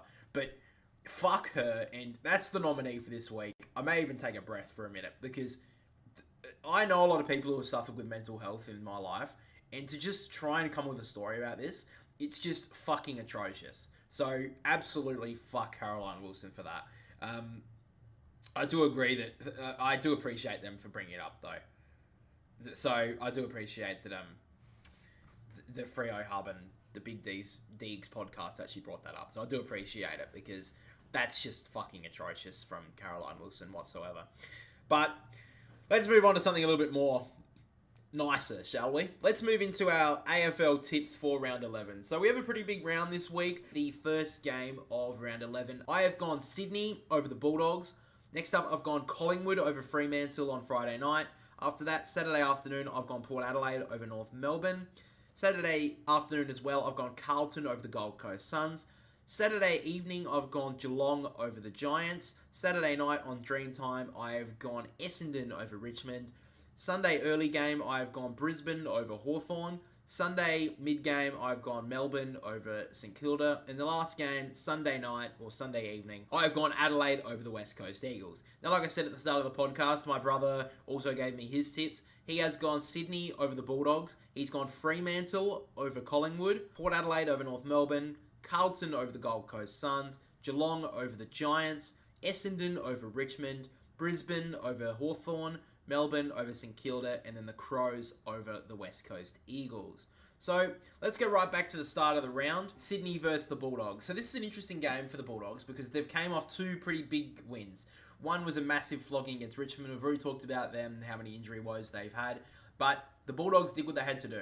They had to win a game. They saw an easy kill and they've got it. But the Bulldogs did what they had to do. They found an easy kill and they got it. Then they had a really tough slog against the Giants, and they were pretty well dominant against the Giants. I mean, they kicked 8 goals, 22. They could have won that game by 10 goals. They won it by about 30 points. So, a good win from the Bulldogs. But now they come up against the toughest test. And we've seen the Bulldogs be a response team. We've seen that many, many times. They're not a response team in this game, though. If they were coming off a big loss, I would give the Bulldogs a real chance here. But I think Sydney are in too good a form right now. At Marvel, I think Sydney's speed and ball movement will be too good for the Bulldogs. And I think the Bulldogs, I still don't trust their defence too much. Obviously, last week they were able to keep the Giants to 43, but that was in a slog game. This is going to be under the roof at Marvel Stadium. I don't think they'll be able to shut down Sydney as well. So I think that Sydney, they're in too good a form right now. So I think that they're going to be able to win this game by about 20-odd points. That's kind of what I put on the tips thing anyway. But I do think this is going to be a very good game. Even if the Bulldogs don't win this game, we will get to see where they're at, though, from this game. If they can perform pretty well for the majority of the contest, and if they can steal this win, that will prove to me that they're a team to watch this year. If they lose this one close game, I still think they're a watch. If they get flogged here, then they're not a watch for me. They've been a bit of a pretender the last few weeks. After that, we're going to go to the one tip me and my brother tipped differently. He's gone Fremantle and I have gone Collingwood. The reason why I've gone Collingwood here is because I just think they've hit that rich vein of form where they missed at the start of the season. I think they've really hit that vein of form where it doesn't really matter about the personnel. Just everyone who comes into that team is going to make an impact and going to give something. They did lose Will Hoskin-Elliott, which is going to be a pretty significant loss for them because he's been pretty decent up forward this year, Collingwood. I think he'll be out this week. This is going to be an interesting game because this is at Optus Stadium. Collingwood don't leave Melbourne very often. On my brother's side, the reason why he has picked Fremantle is because they have not lost a game at home all season so far, and he has said that the injuries of Collingwood is why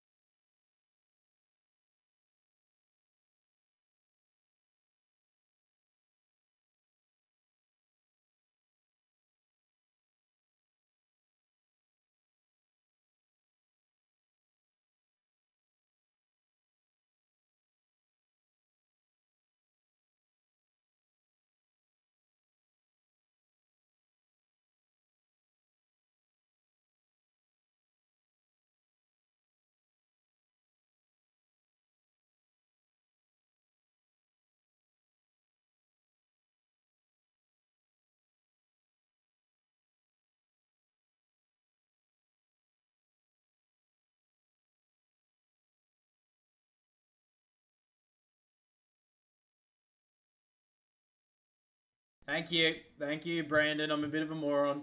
Thank you. Fucking idiot. Well, at least there hasn't been a goal yet. Aaliyah gives it off to Perryman, who drives the ball down the outer wing. De Koning did well. Guthrie, close, and he works it out wide. Cameron, worried out of it by Iden. He's had a good game so far. Gets a high ball on the wing. Good mark in the end. Going back was Colin Jasny. Thank you, Brendan. Bit of a moron I am. Long kick down towards Dempsey. Get away from him. But close. Works it in short. And Tom Hawkins leads up. Full-chested. So Hawkins kicked his first goal earlier in the game from this exact spot on the ground. If anyone wants to get this team up and about, get the crowd involved, it's the milestone man.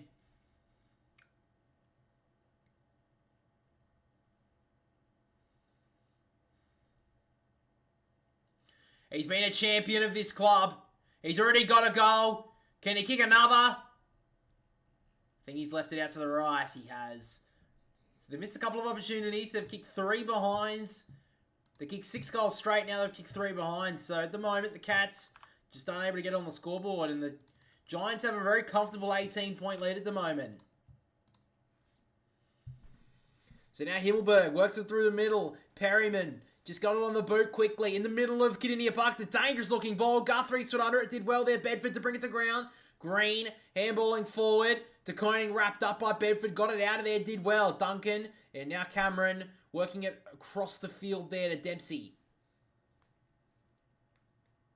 The Jeremy Cameron been well held by Iden so far in this game. Dempsey went one way, then ducked back through the middle. Long ball. In front is Lee Kalia. Good grab. He gives it off to Perryman, who wasn't ready for it. Whitfield back to Lee Kalia, and they can take a breath here, the Giants. Aaliyah works it forward. Good kick in the end. Hits up Toby Green on the wing.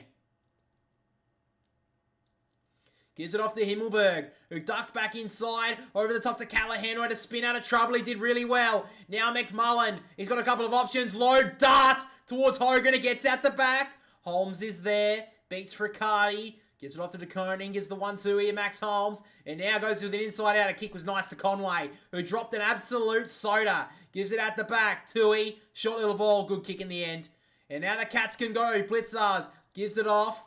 They haven't got many options on this wing side, so they're just going to have to tread water a little. The kick over the top missed. Guthrie and Himmelberg looking for the line. Kept it in. Interesting decision. Tom Green. He's almost turned it over, and Tyson Stengel breaks away. He went to go forward. Didn't have an option. Gives it back to Guthrie, who's shut down. Great pressure early stages of this quarter. Angwin. Inside handball. Daniels went to give it. They got shut down by the big man. Conway pins him. Stengel, dangerous kick, he's turned it over. Green couldn't capitalise on it. Blitzars, Stengel, inside handball. A lot of errors in this last few moments. Callahan has an option inside. That's Iden. Not much of a distributor at usual occasions, but that's a good kick to Toby Green. 60 out. He's got a couple of options. All on his own in the pocket is Jake Riccardi. He's kicked 3 goals so far. How has he been left alone? Tom Stewart asking the question, but right now the Giants will take a game-high 24-point lead if he kicks this goal.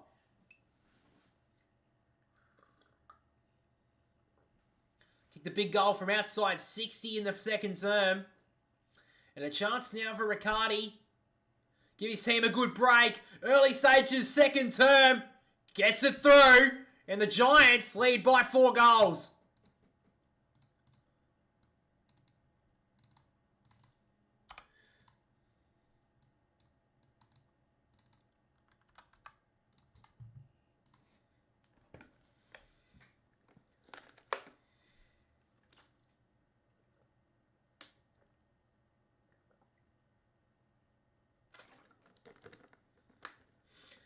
I reckon this seals the deal. No, it's a bit early.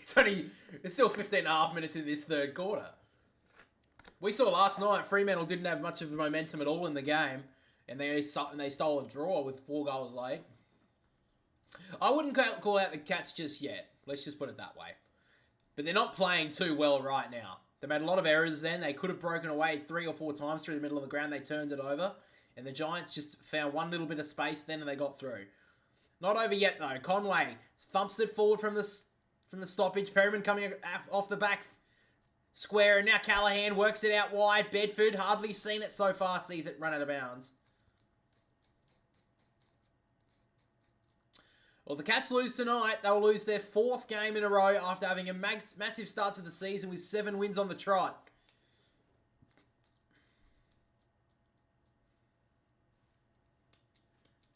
They don't lose down here very often, but they have already lost down here this year. Tap down from Briggs. Atkins trying to break away from the green tackle. Got a handball away, but Thomas did it well. Out the back to Peatling. He's been okay. Went to give inside, then ducked back away. Got it smothered. They do well here, the Cats. Through the middle they go. Cameron about to get shut down. Got a handball away to Henry, who's breaks away from one tackle. Little kick away towards close. He's got a free kick here. It's a free kick now to Ollie Henry. He's too far out. They're not playing on form. Yeah, that's true. Henry drives the long ball inside. Long towards Stengel in a 2-on-1. He's never going to beat Sam Taylor in the air. Odd decision to go long for Stengel in a 2-on-1. So now Himmelberg, play it on, didn't really have an idea of what to do with it, so eventually just gives it off to Haynes. So now Haynes goes long down the wing. It's 1-on-1. I think Briggs took that. The umpire calls play on. Atkins breaks away. Short little ball. Tui. They got the numbers here. The Cats on this wing. Not a very good kick though. Missed Myers a simple 30-metre kick and he missed him.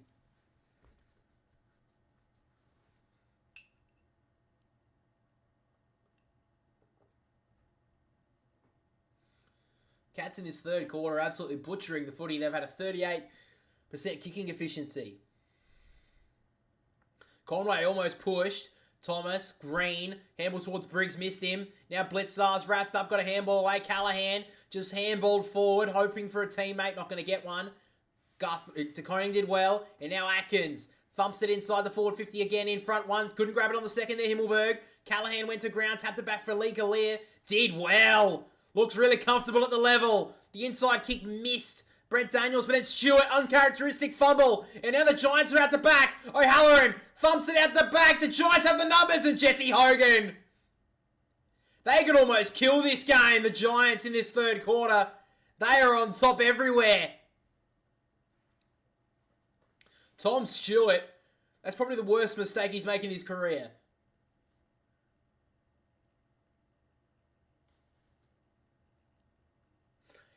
What a fumble from Tom Stewart. You would never have seen that earlier in the season.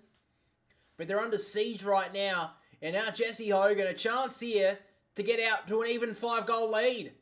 The stutter step. Twinkle toes Hogan drills it through. And the crowd of Geelong are absolutely stunned.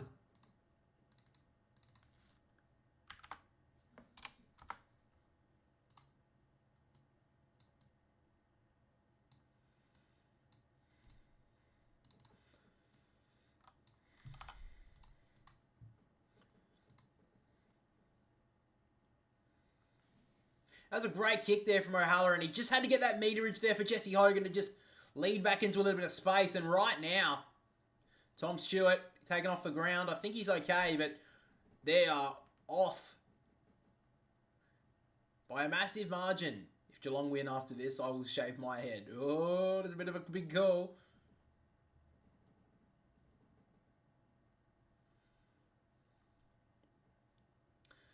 So the Cats, if they're going to start this comeback, they're going to have to do it now. Briggs with the tap towards Daniels. Wrapped up is Tui by Angwin. Ball up.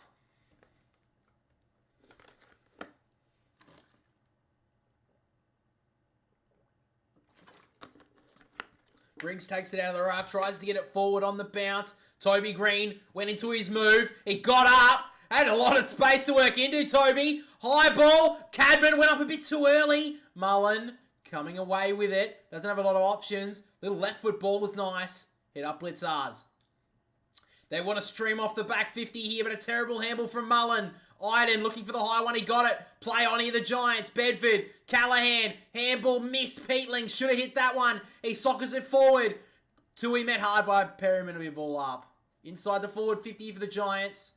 Jack Bowes not looking too concerned to come onto the ground just yet. Wouldn't be surprised if that's made in the next 5-10 minutes, that sub. Neither ruckman got near it. Blitzars couldn't gather. Daniels held up. Ball up it will be.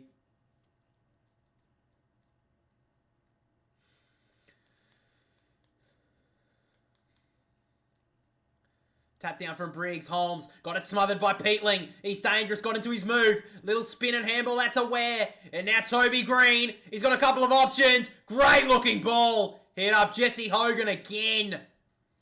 They are all over them at the moment, the Giants.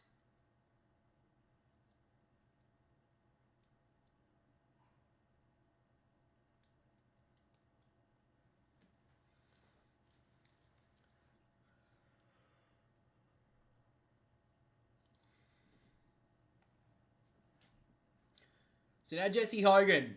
He's already kicked one in this quarter. Chance here to get his third goal. Give the Giants a 6-goal lead. He comes in. Oh, that could be big. 31 points. We've seen teams this season have big leads and blow them after missing their opportunities. There's heaps of time left for the Cats here.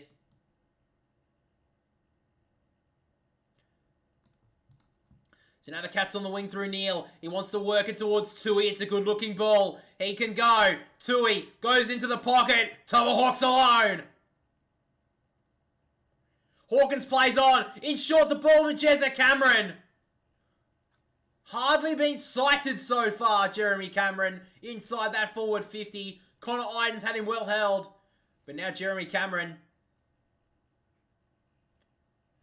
Usually a good finisher. Around the body, Jezza Cameron. He gets into his groove and he snaps it in. Here they come.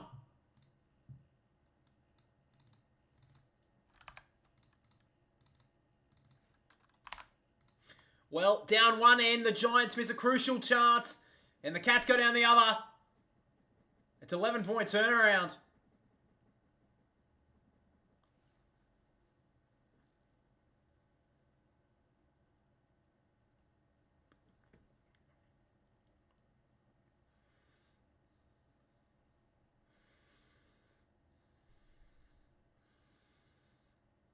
He had 12 touches so far, Jeremy Cameron, but has had really no influence on the game. 25 points. Still just over 10 minutes in this third quarter. There is heaps of time for the Cats.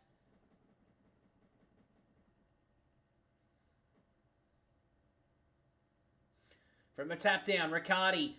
Bruin gets a soccer onto it. Out towards the wing, Peatling. Broke away from one. The handball wasn't the greatest. Close. Went one way. Duck back. Gave it off to Neal. Great work from Peatling. Fought back onto it. Made a mistake, then made up for it. Riccardi. Short little ball. Wasn't the greatest kick. Stewart kind of owes them one.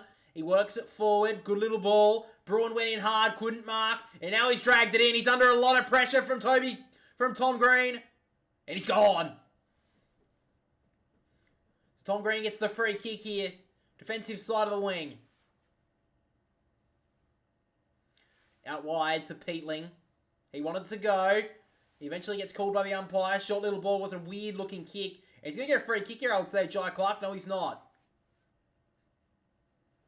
Yeah, so Clark actually did get the free kick from the outside umpire. He works it forward. Sengel dropped the sitter. Iden worried him out of it and takes it out. And Iden let them know about it too.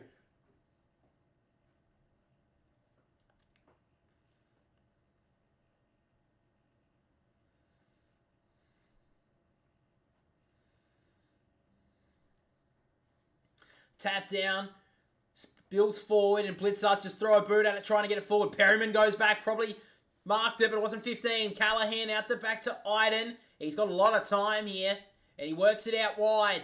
They've got a lot of numbers out here. Nick Haynes takes the mark.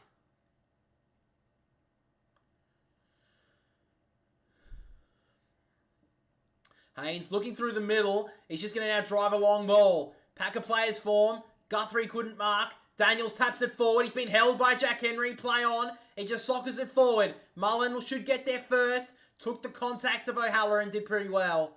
And a ball up inside the forward 50 here for GWS.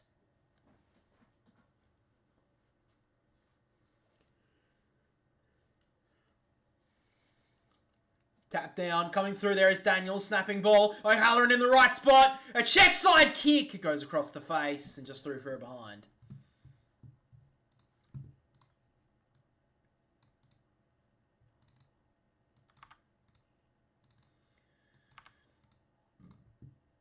$26 points the margin.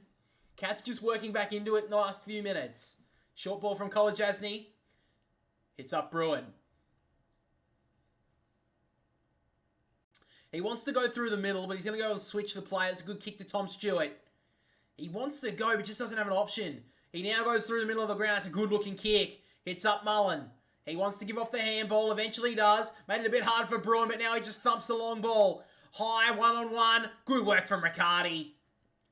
He's been doing it he's been doing it in the 50, and now playing in the ruck. Takes a good intercept mark. So now Riccardi. Thumps it long. Henry in the great spot. Takes a good mark on the wing. That's Jack. He wants to switch it. Guthrie, been a bit quiet in this third quarter. He's got Holmes on the outer wing. He finds to Koning. He can give it to Holmes now. Just got that avenue cut off. To Koning. He thumps it long for Dempsey in a one-on-one. Gets at the back. Henry claims the mark. Oh, that was definitely touched. The umpire didn't see it. I think even Ollie Henry knew it, but then claimed it because he just wanted to take a little bit of space and time. And he drives it long. Up in front. Good mark there from the young man, Shannon Neal.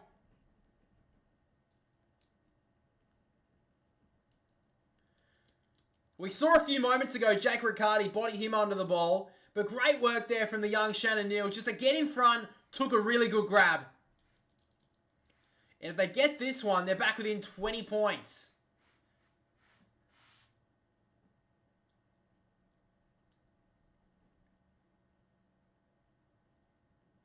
So Neal kept his spot in the team last week. He comes in now on the point of the square and gives the Cats some real hope. 20 points the difference.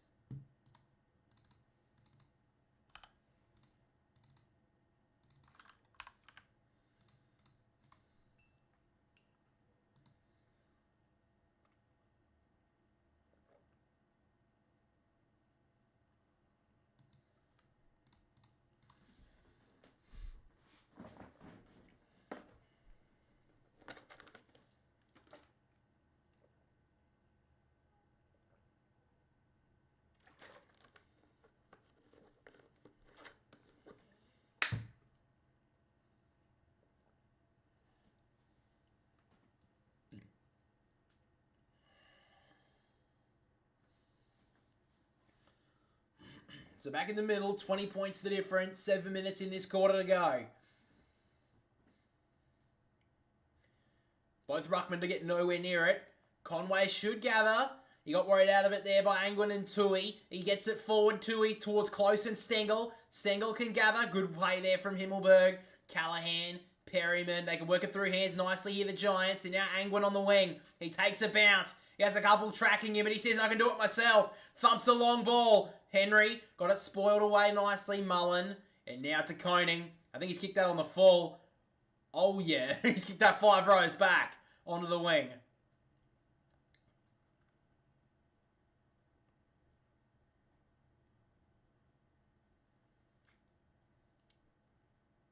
So now Angwin has the free kick here. About 75 out from goal. So he's going to set it up long. 2 on 3 in the Cats' favour, and Conway. It gets out the back! The Giants have the numbers, but Stewart there in the last line, as he's done his whole career, knocks it through for a rush behind.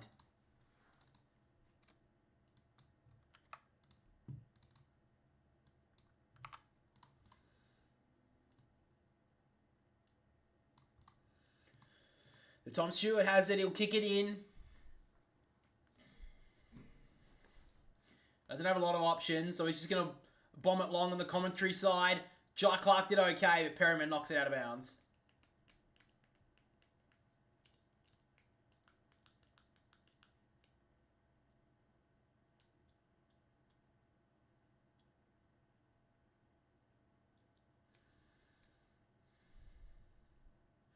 So throws it in. Briggs taps it down. Ricochets out to Atkins, who's getting tracked down by Briggs. He went to ground, got a handball away. And we'll see it back in again.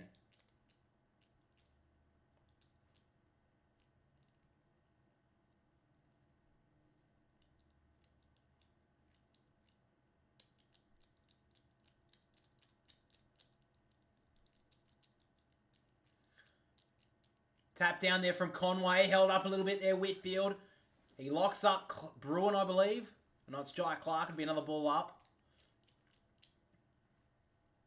So the Cats have got the last couple. Tap down from Briggs, and now Whitfield just throws a boot at it. High ball, went a good 40 metres. Good mark there from O'Halloran.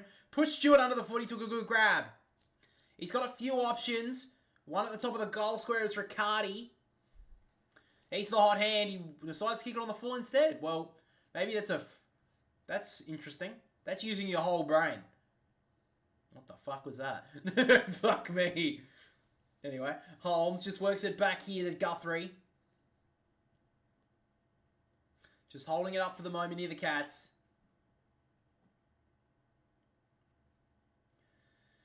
He wants to go long with this kick. High ball. Coming across as Taylor. Couldn't mark. Whitfield. Handball over the top. Missed. Atkins did okay to worry him out of it. Now the Cats can go through hands here. Myers hardly been sighted in this game. He works it inside. Nice looking ball for Tui. You can run onto it. He's got options everywhere. He works it into the pocket and Close takes the mark. A chance here to bring the Cats within 15 points.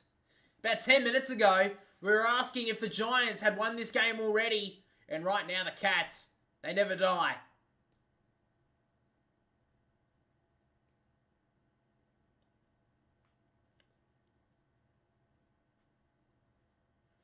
So Brad Close. Opportunity here, the Cats to get within 15 points. He comes in. Oh, and he's hooked it to the left. So the Cats are missing some opportunities now.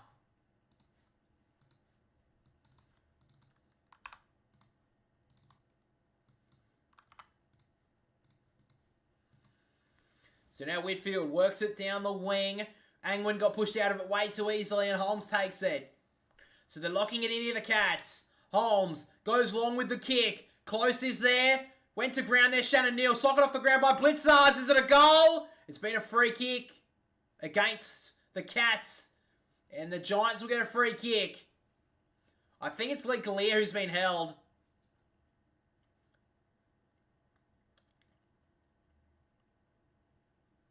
Definitely a free kick to Lee Galea. You can't do that, unfortunately. There's Shannon Neal.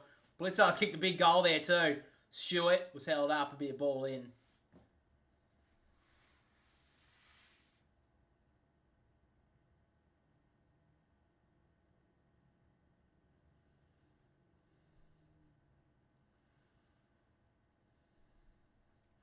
So from the tap down, Conway brought it down. Close held without it. Conway gets it forward. Did well there, Haynes, to knock it away from Bruin. And now the Giants can link up.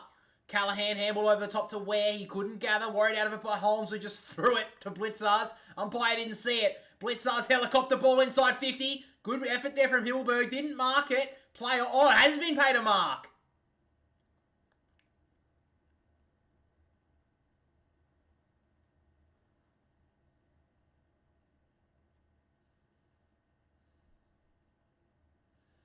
So the, Jesus, couple of not awful decisions, couple of contentious ones.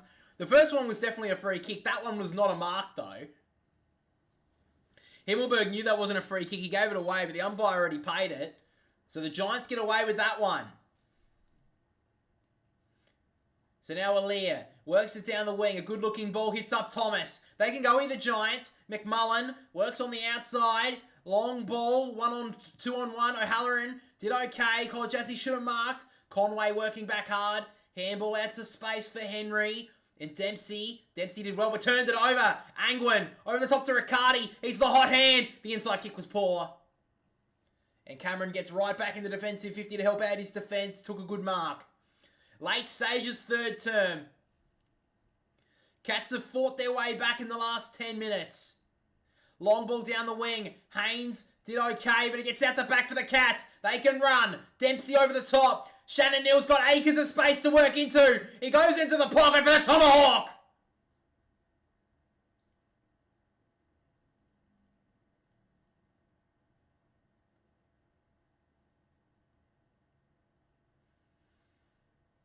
So Tom Hawkins, he's kicked 1 goal, 1 tonight. He missed an opportunity in this third quarter.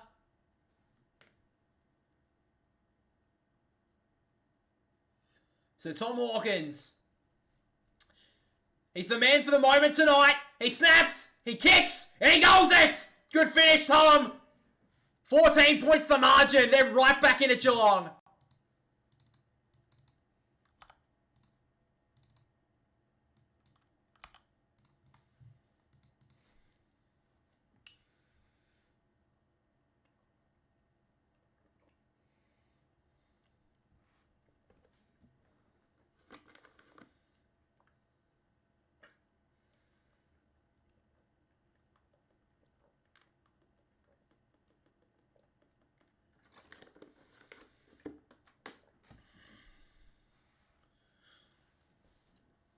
So he kicks his second goal, Tom Hawkins.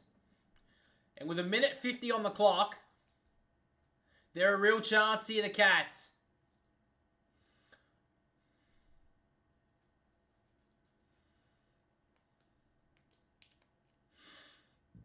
Back in the middle. Briggs takes it out of the ruck. Handball forward, cut off by Bruin. He did well. Holmes couldn't gather, and now spills to Ware. He thumps it inside the forward 50. Not a great looking ball. Jack Henry took a good mark. Oh, Riccardi kicked it away. That's going to be 50. The Giants could be only up by 8 points at three-quarter time right now. This 50 is going to take Jack Henry to the middle of the ground. So now Henry gives it off to the running Duncan. He's got a few options on the outer. He gives it to Dempsey, who gives it back to the veteran and Duncan, who kept on running. He's a great user, and that's a great kick. And Jeremy Cameron, this is his kind of moment.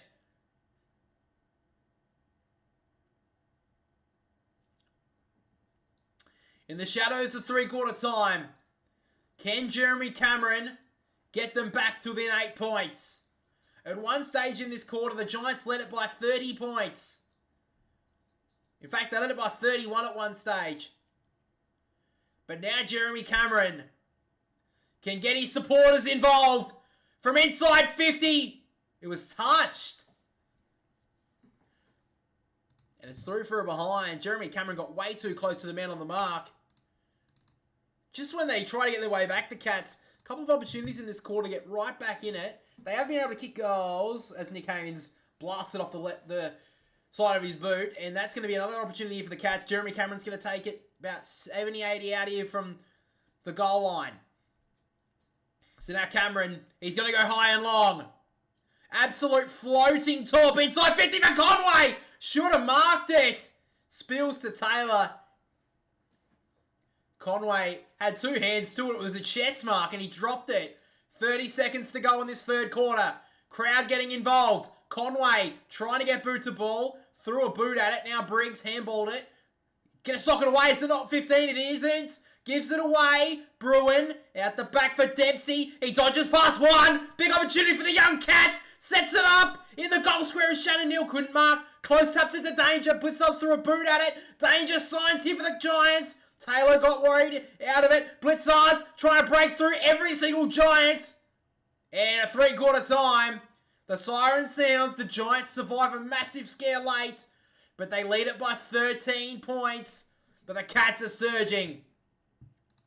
At three-quarter time, scores are 10-12, 72 to the Giants. They lead by 13 over the Cats, 9-5, 59.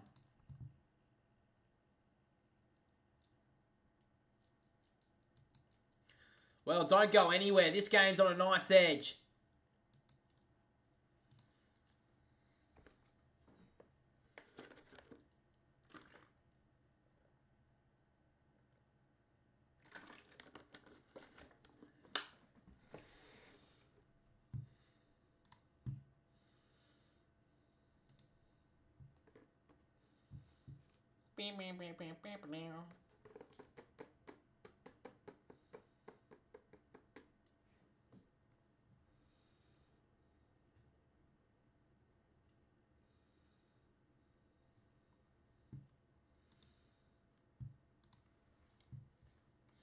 Uh-oh.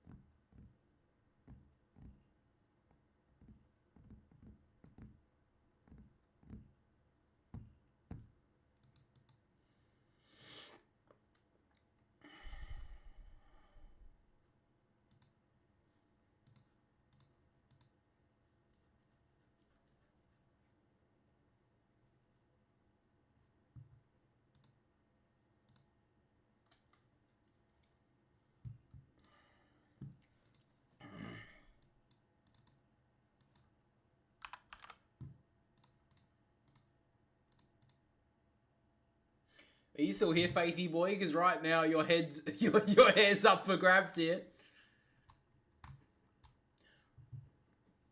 You're shaking a little bit. Actually, I want to see if anyone tipped. I'd obviously tip Geelong, but did anyone tip the Giants in this game?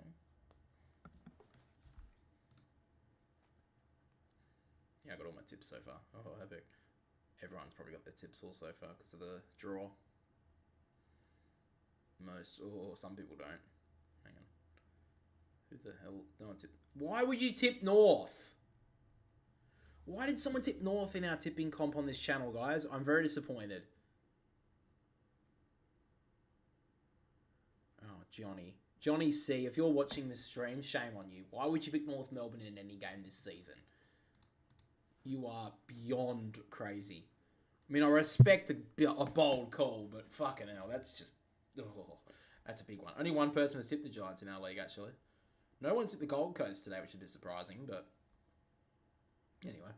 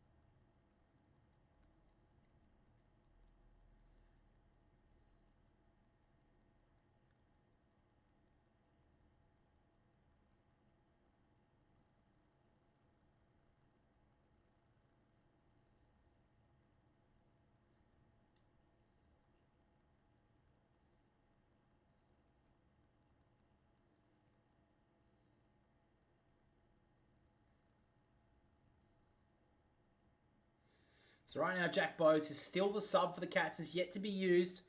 The Giants had to use their sub early in this game for Stephen Coniglio, who was subbed out. The Giants dominated the second term in early stages of the third, but the Cats fought their way back after being 31 points down to only be down at three-quarter time by 13 points. So can the Cats come back and win this one at home for Tom Hawkins in his milestone game, or can the Giants shut the Cats down at Kardinia Park for the fourth straight time? From the clearance, Conway coming through. Couldn't gather it cleanly. Whitfield to Peatling. And now we have Perryman off the back for the 50. Toby Green was held. He'll get a free kick and they take the advantage. No, they don't. So Toby Green has the free kick on the wing. Doesn't have a lot of options here, Toby. He points and directs some traffic. Goes with a low ball. Good looking kick too to Angwin. Been pretty good today, Ryan Angwin, his first game for the season. He doesn't know where to go here, so he's just going to send a high ball inside the forward 50. One-on-one. Duncan, it gets out the back of him. O'Halloran was dangerous. De Koning went to ground, got a handball away. Bursting through his Daniels, got a handball out. Bedford went to ground. Holmes was really composed. Great looking handball to Tui. Over the top now. Bruin goes to ground. Good pressure there from Daniels. Knocks it out of bounds. So right on the 50 here for the Giants.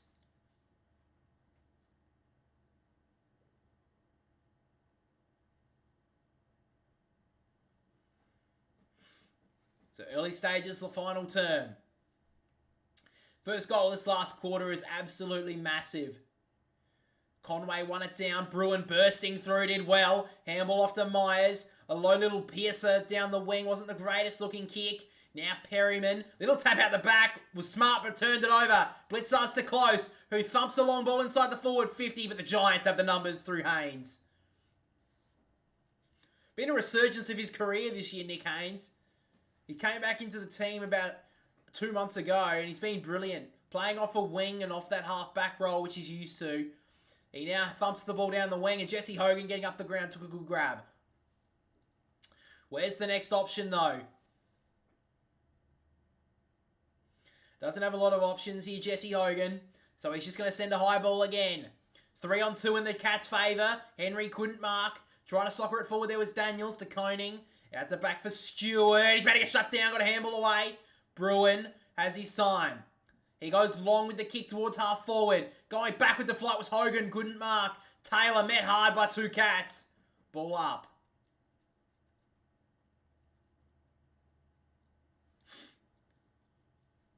So forward half of the wing here for the Cats.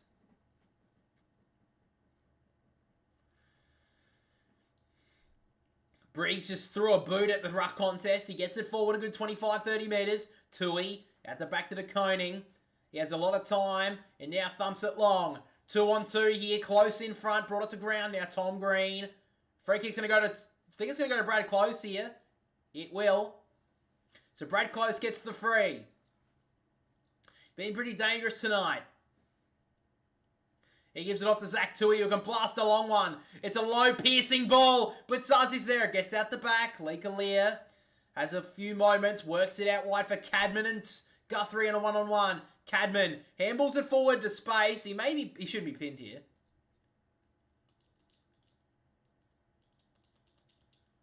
Oh, that's a fucking dreadful call anyway. Duncan has the footy here. A lot of numbers inside the Cats forward 50 for both teams. He just works it short to Cameron. 70 out. He's a great kicker goal, but he's also a great kick going inside 50. He's looking for the tomahawk. And he's going to blast it long. Ollie Henry's there. So it's Stengel! He's got it! That's a great grab! Like a fisherman just reeled that one in there, Tyson Stengel. And a chance here for the Cats to be back within 7 points. He leapt up early, which took Nick Haynes out of the contest. Reeled it in. And now Stengel. Big opportunity now. He's back into his All-Australian form this year, Tyson Stengel. Was good last week in a poor performance. He's been an almost sort of game for him tonight. From 25 metres out, pretty much straight in front. Gets his crowd up and about.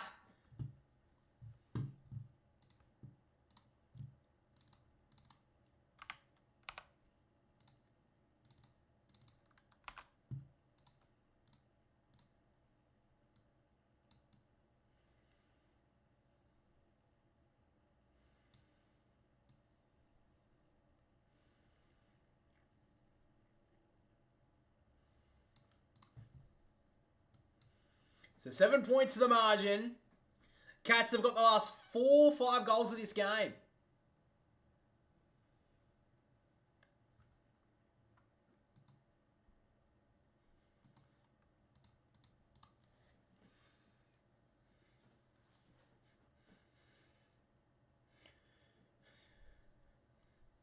So we're back in the middle. Briggs with the tap down. Toby Green's been chucked in, injected into the middle of the ground. He bounces it towards half forward. The Cats have the numbers again. Kolajasny turned it over though. Callahan wanted to go forward, had no option, so he just decided to kick it up in the air, and he's kicked it into the crowd.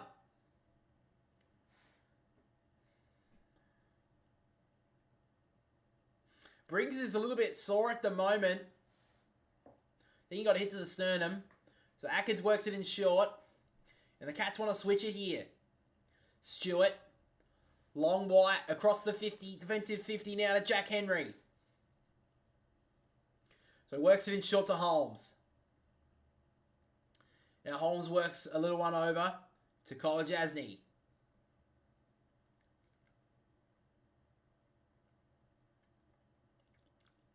And now he goes long with the kick collar, Jasny.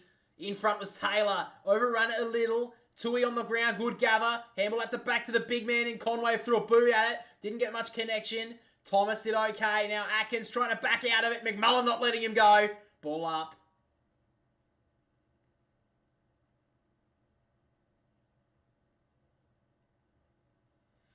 Brings in the ruck. Brought it down, but only to Tui, who drives it inside the forward 50. Lee Kalia was all over Henry. Play on though. Cameron worried out of it by Taylor. Iden wrapped up by close. Ball up. Got very lucky there, Aaliyah. He was all over Ollie Henry. Got away with it. So back in the ruck. Hawkins slaps it forward. Harvey Thomas should get there first. He gave it away. Did okay to McMullen. So a couple of the young Giants combining. He works it out wide. Bedford brought it to ground. Duncan happy to take it over the boundary line. Half forward for the Cats, out of side. Early stages, fourth quarter. Giants have got the only goal of it. Sorry, it's the Cats who have got the only goal of it.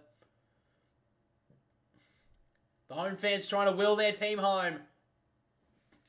Midway through the third quarter, the Cats were down by 31 points. They're only 7 behind now. Haynes slaps it forward. Whitfield socking it off the ground on as far as Blitzars, who sends a high ball back inside. Grind Myers gets backed away from him there by Haynes out of bounds pocket here for the Cats again. Been a bit of an almost night for Grind Myers. He's been well held.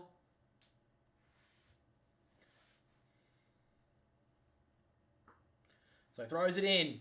Briggs taps it out wide. Myers coming through, handballs it forward. All on his own here is Stengel again, who snaps on goal! He stuck it home! No, he didn't. He hooked it across the face, and it's one straight goal the margin. Oh.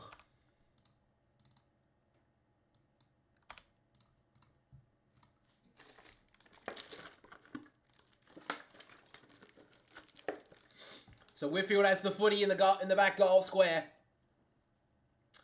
He's going to thump a long ball out a wing here. Low looking ball in front. 1, 2, 3, 4. No, Tom Green couldn't grab it in the end. Hogan wrapped up. So is Tom Green. He's kicked it backwards. That's dangerous. Close, taps it down for Atkins. Low ball inside the 50. Great read from Alir, who dropped the sitter. Stengel, can he make him pay? You bet he does. Stengel comes alight. And the Cats are level.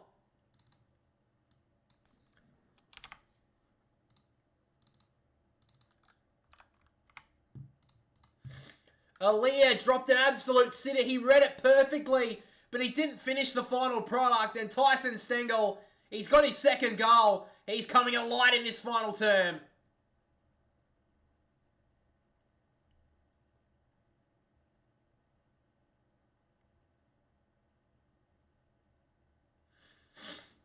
So, 14 minutes still to play in this fourth quarter, but the Cats have fought their way back.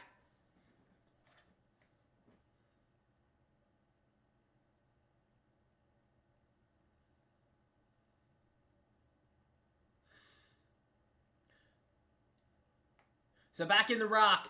Taps it forward there was Briggs. Holmes fighting hard there with Tom Green. Briggs bursting away. Got tackled though by Neal. Ball up. Heaps of time left in this game. Briggs taps it forward. Ricochets away now to Holmes, who got a high one. Ball up.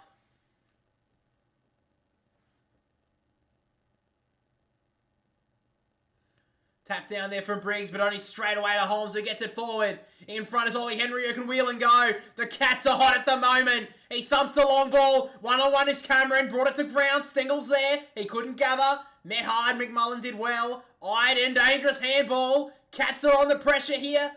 Angwin got it away.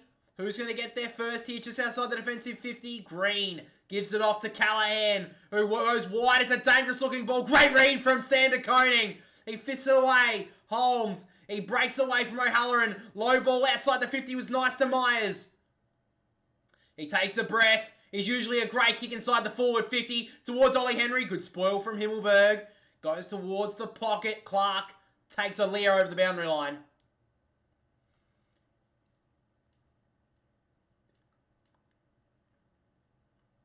Looks like the sub's about to be made here for the Cats. Jack Bowe's about to make his way on the ground.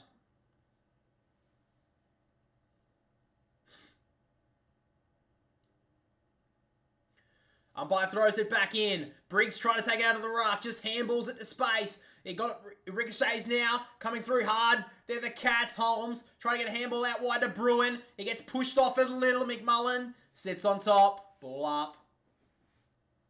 Brought a bit of energy, McMullen, since he came onto the ground.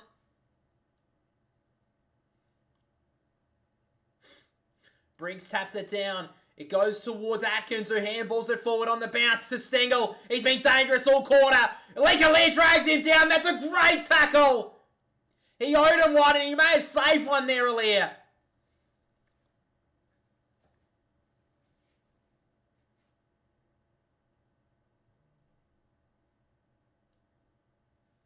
Short ball to Haynes. He works it inside. It's a good kick to Himmelberg, who missed the give there to Perryman, who runs away, though. Got tackled as he kicked it. And the Cats can go again. Holmes, he's got options anywhere, and he blasted away. Looked for glory. That was a dreadful decision. Out of bounds on the fall. Holmes had 3 options inside the forward 50. He decided to go for goal, and he knew as soon as he kicked it, he made the wrong decision. So at the moment, Nick Haynes in the back pocket. He goes long. He's got Briggs in the contest. Shannon Neal in front. Couldn't bring it down. Good tackle there on Guthrie. And now Bowes on the ground. High ball back inside the forward 50. Nick Haynes sit under it. Almost took the mark. And now Close is dangerous. Sockers it towards goal. He's got it there, Brad Close. What a goal. And the Cats are back in front. They've come from the clouds, Geelong. And they've stolen the lead back.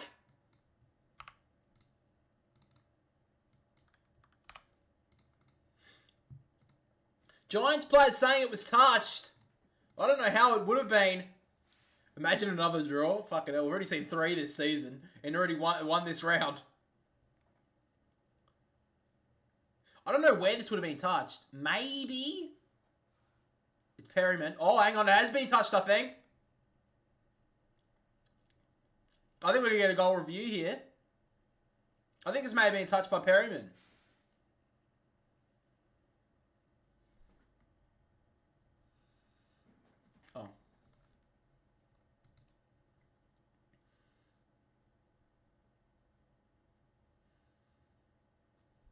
Perryman. He's an honest man, Harry Perryman. He's definitely touched that. Oh, and the Giants get away with a big one there.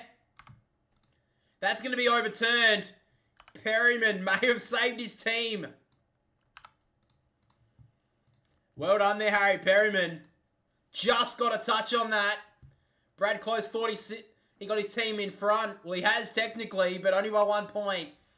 Whitfield goes wide with the kick, and it's going to be turned over almost. Riccardi has hardly been seen it since midway through the 3rd term. Tom Green kicks it up in the air, wasn't 15. Now Daniels towards the wing on the bounce. Who gets there first? Kolajasny gets wrapped up by Hogan. Got a handball at the back. They have numbers here, the Cats, and the Koenig spills out of bounds. Well, this is about the first time we've seen the Giants out on their side of the half of this ground in this quarter. The Cats have had everything in this final term.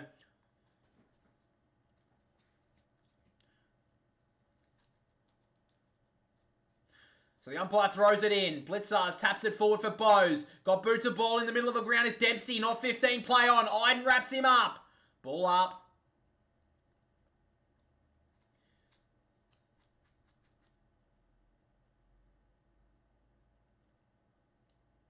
So back in the ruck. But Blitzars tried to gather. Daniels did okay. Bowes wrapped him up though. Callahan wrapped up by Bruin. So it looks like Conway has been subbed out. Only a tactical one there for the Cats. Taken down. Turn over there from Tom Green. And now Bruin bursts away. He's trying to find an option. On the left boot towards half forward for Brad Close, who takes the mark. He's got Myers for a handball. That gives it now. He's a good option. He looks for a great looking kick. Hawkins gets down. I think he's marked it. Not paid. Should have been high then. That's not paid either. Ball up.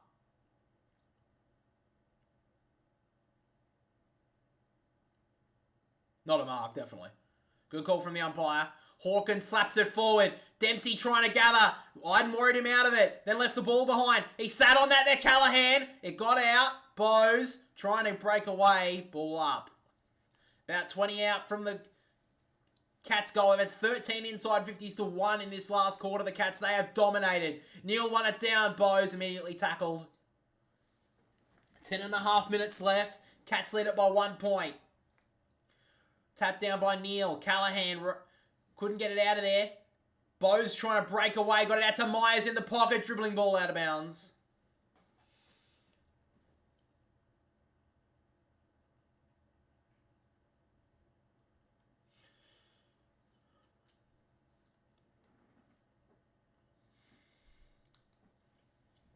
So the umpire throws it in again.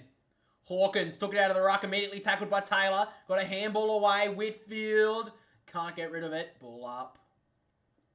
Adam Kingsley would be a dirty on his team if they were to drop this game. They had a 31-point lead. It's all evaporated, and now they're behind. Hawkins tapped it down. Whitfield couldn't gather. Callahan clears it. Into the middle of the ground. It's a dangerous-looking ball. Jack Henry took the front spot. Took the ball with him. Breaks away. Jack Henry sets it up across the goal, and Iden from 25 metres out thumps it over for a rush behind.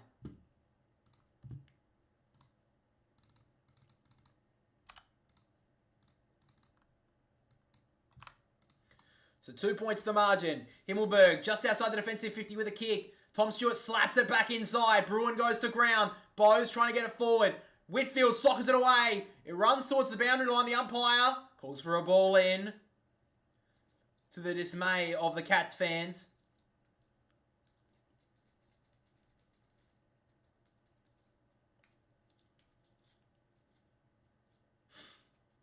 Nine and a half minutes left.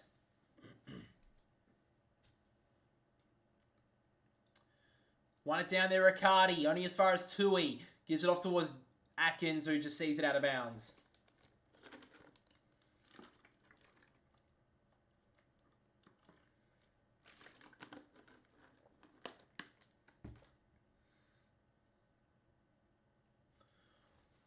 Whoever wins this game is back into some form. The loser of this, all the question marks go to them. Tui thumps it forward. In front is Dempsey, just outside 50. Dempsey looking for a short little kick. It's going to be cut off. Wasn't marked though by Ware. Iden fighting back to Whitfield. Battery shut down. Play on. Dempsey. He's got a handball option out to the tomahawk. This would be fitting. He sets it up. It's a terrible kick though. And Lee Kalair takes the grab. Now Haynes, they're streaming out of the back 50 here, the Giants. They got to go. Did well there, Mullen to get across and knock it away. Stewart met hard there on angle. That could be high. It is not high. So still 8 minutes 50 on the clock on the outer side here. There is so much time in this game.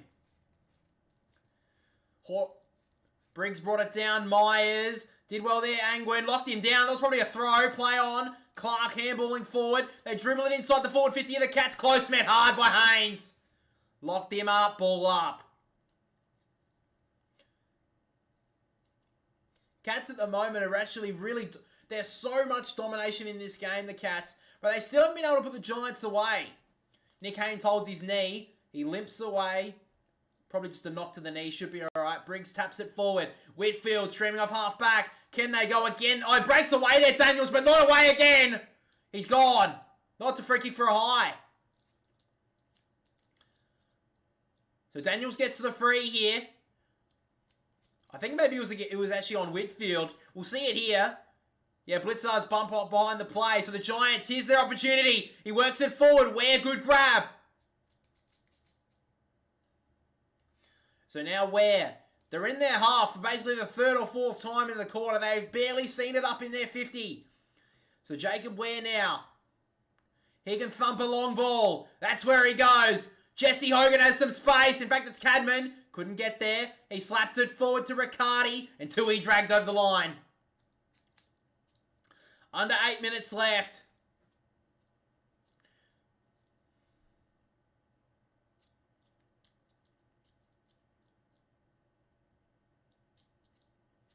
So Blitzars may have to have a question to ask there of the MRO. He hit high there on Whitfield.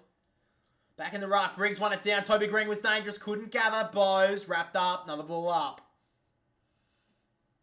McMullen brought that tackle pressure since coming on in the second term. Briggs tapped it down. Callahan got it smothered as he kicked it. Ricochets outside the defense, outside the forward 50. Ware got it off to McMullen, who's wrapped up by Bose. Ball up.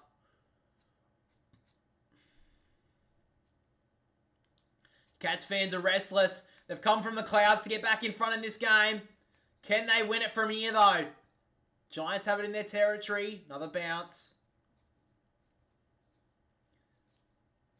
Ball up. Briggs, little tap down again. Got away from Atkins. He socketed it forward there. Briggs did well. O'Halloran off to McMullen, who handballs it forward. The Giant... Oh, did well there to smother it. It ricochets now to Toby Green. This is his moment. Toby! Inside out of ball! Oh, he's a star! Toby Green gets it through. And they're back in front. Who else but Toby?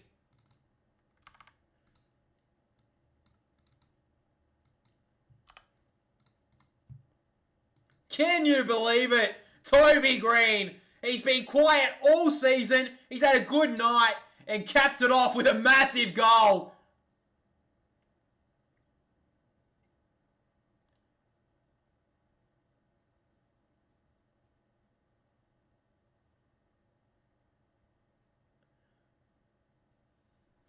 He loved it, Toby Green. My word, does he deserve that? He's had a brilliant night.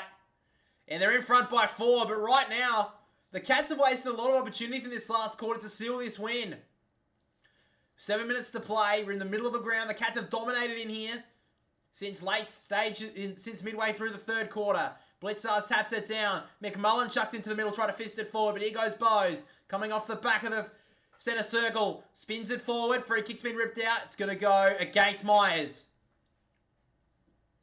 So the Giants get the free kick here. Lockie Whitfield works it in short. McMullen. He can go here.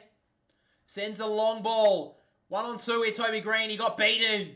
Well done there, Jack Henry.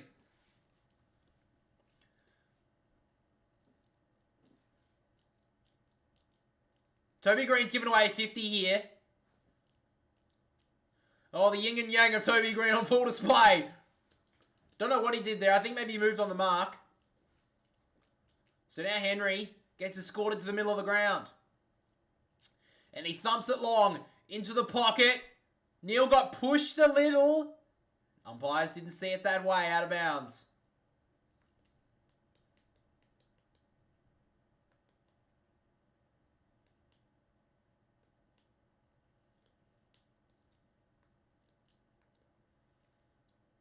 Toby Green, yeah, he didn't stand on the mark. He moved around, and that's why he gave away 50. Tap down from Briggs. Bruin trying to gather. He gets spiked away there from Iden towards the boundary line. The umpire's going to pin him. So the Cats will blast this back inside through Atkins. So here we go. Low ball inside, terrible kick. Sam Taylor takes the mark. Still over 6 minutes to play. There is heaps of time left. Taylor works it back to Whitfield. Right now, even though the Giants had a 31-point lead, this would still be a massive win. The Cats in this last quarter have had so much territory to only have kicked 2-goal 3. Whitfield, the long kick out, turned it over now to Koning. And he blasts it long again. Not really much method in this action. And Taylor will smack it out again. Perryman just getting his left leg checked on at the moment. Looks like maybe a high hamstring there for Perryman. We'll have to wait and see on that one. But he's been pretty good in this last quarter so far, Perryman. Neil taps it down towards Jeremy Cameron on the right. Tackled as he kicked it. Out on the full. Good work there from Aaliyah. They have had 20 inside 50s in this last quarter. The Cats to the Giants 3. And yet the Giants lead. Nick Haynes under pressure from the kick. Taylor just got it back to Haynes. They actually worked it pretty well. And now Haynes kicked it outside the defensive 50. Riccardi somehow got it out now, and Peatling thumps it long. The running race. Who's going to get there first? It's Bedford and Holmes. Bedford goes to ground. Holmes did brilliantly. Kept his feet. And now the Cats on the rebound. Short little ball. Hits up Clark. About to tick in a red time in this game.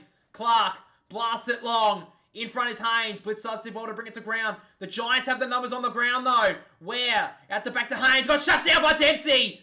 He got a boot to it though. Runs out of bounds. Ball in. True centre wing out of side.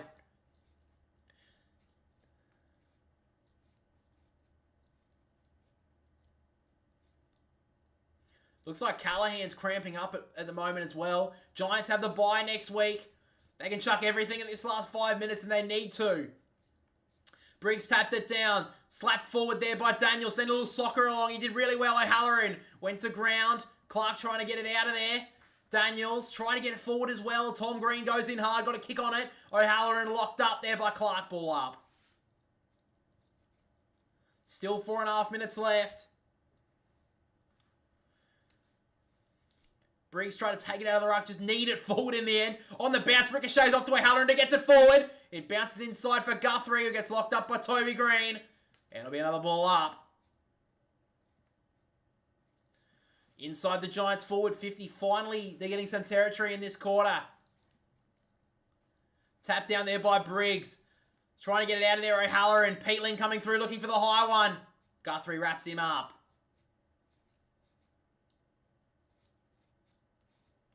4 minutes left. The Cats have dominated this last quarter. Briggs slapped it forward. Ricochets off to Atkins, who threw a boot at it. Briggs did well to Tom Green. Snaps it towards the top of the goal square. Who's going to fly? Kolajasny hit it away. Guthrie let it go behind him, but Holmes was there. Out to Henry, and he can work it out. Good little kick in the end. Oh, Bruin drops an absolute soda. Bedford rows him out of it. Peatling trying to get a handball away. Turned it over now. Kolajasny gives it out the back to Holmes, who gets it outside the defensive 50. It's a good play there for him. I think it's Blitzars. Great work. They take the advantage of the Cats through Dempsey. They've got a free man on the outside. And Iden, he's almost stopped it. He's done brilliantly, Connor Iden. He had to be strong, and he was. And marked on the wing by Haynes. They had a free man there. The Cats streaming into the goal square, and they wasted it. So Nick Haynes has it now. Can you believe this last quarter? Short ball to McMullen.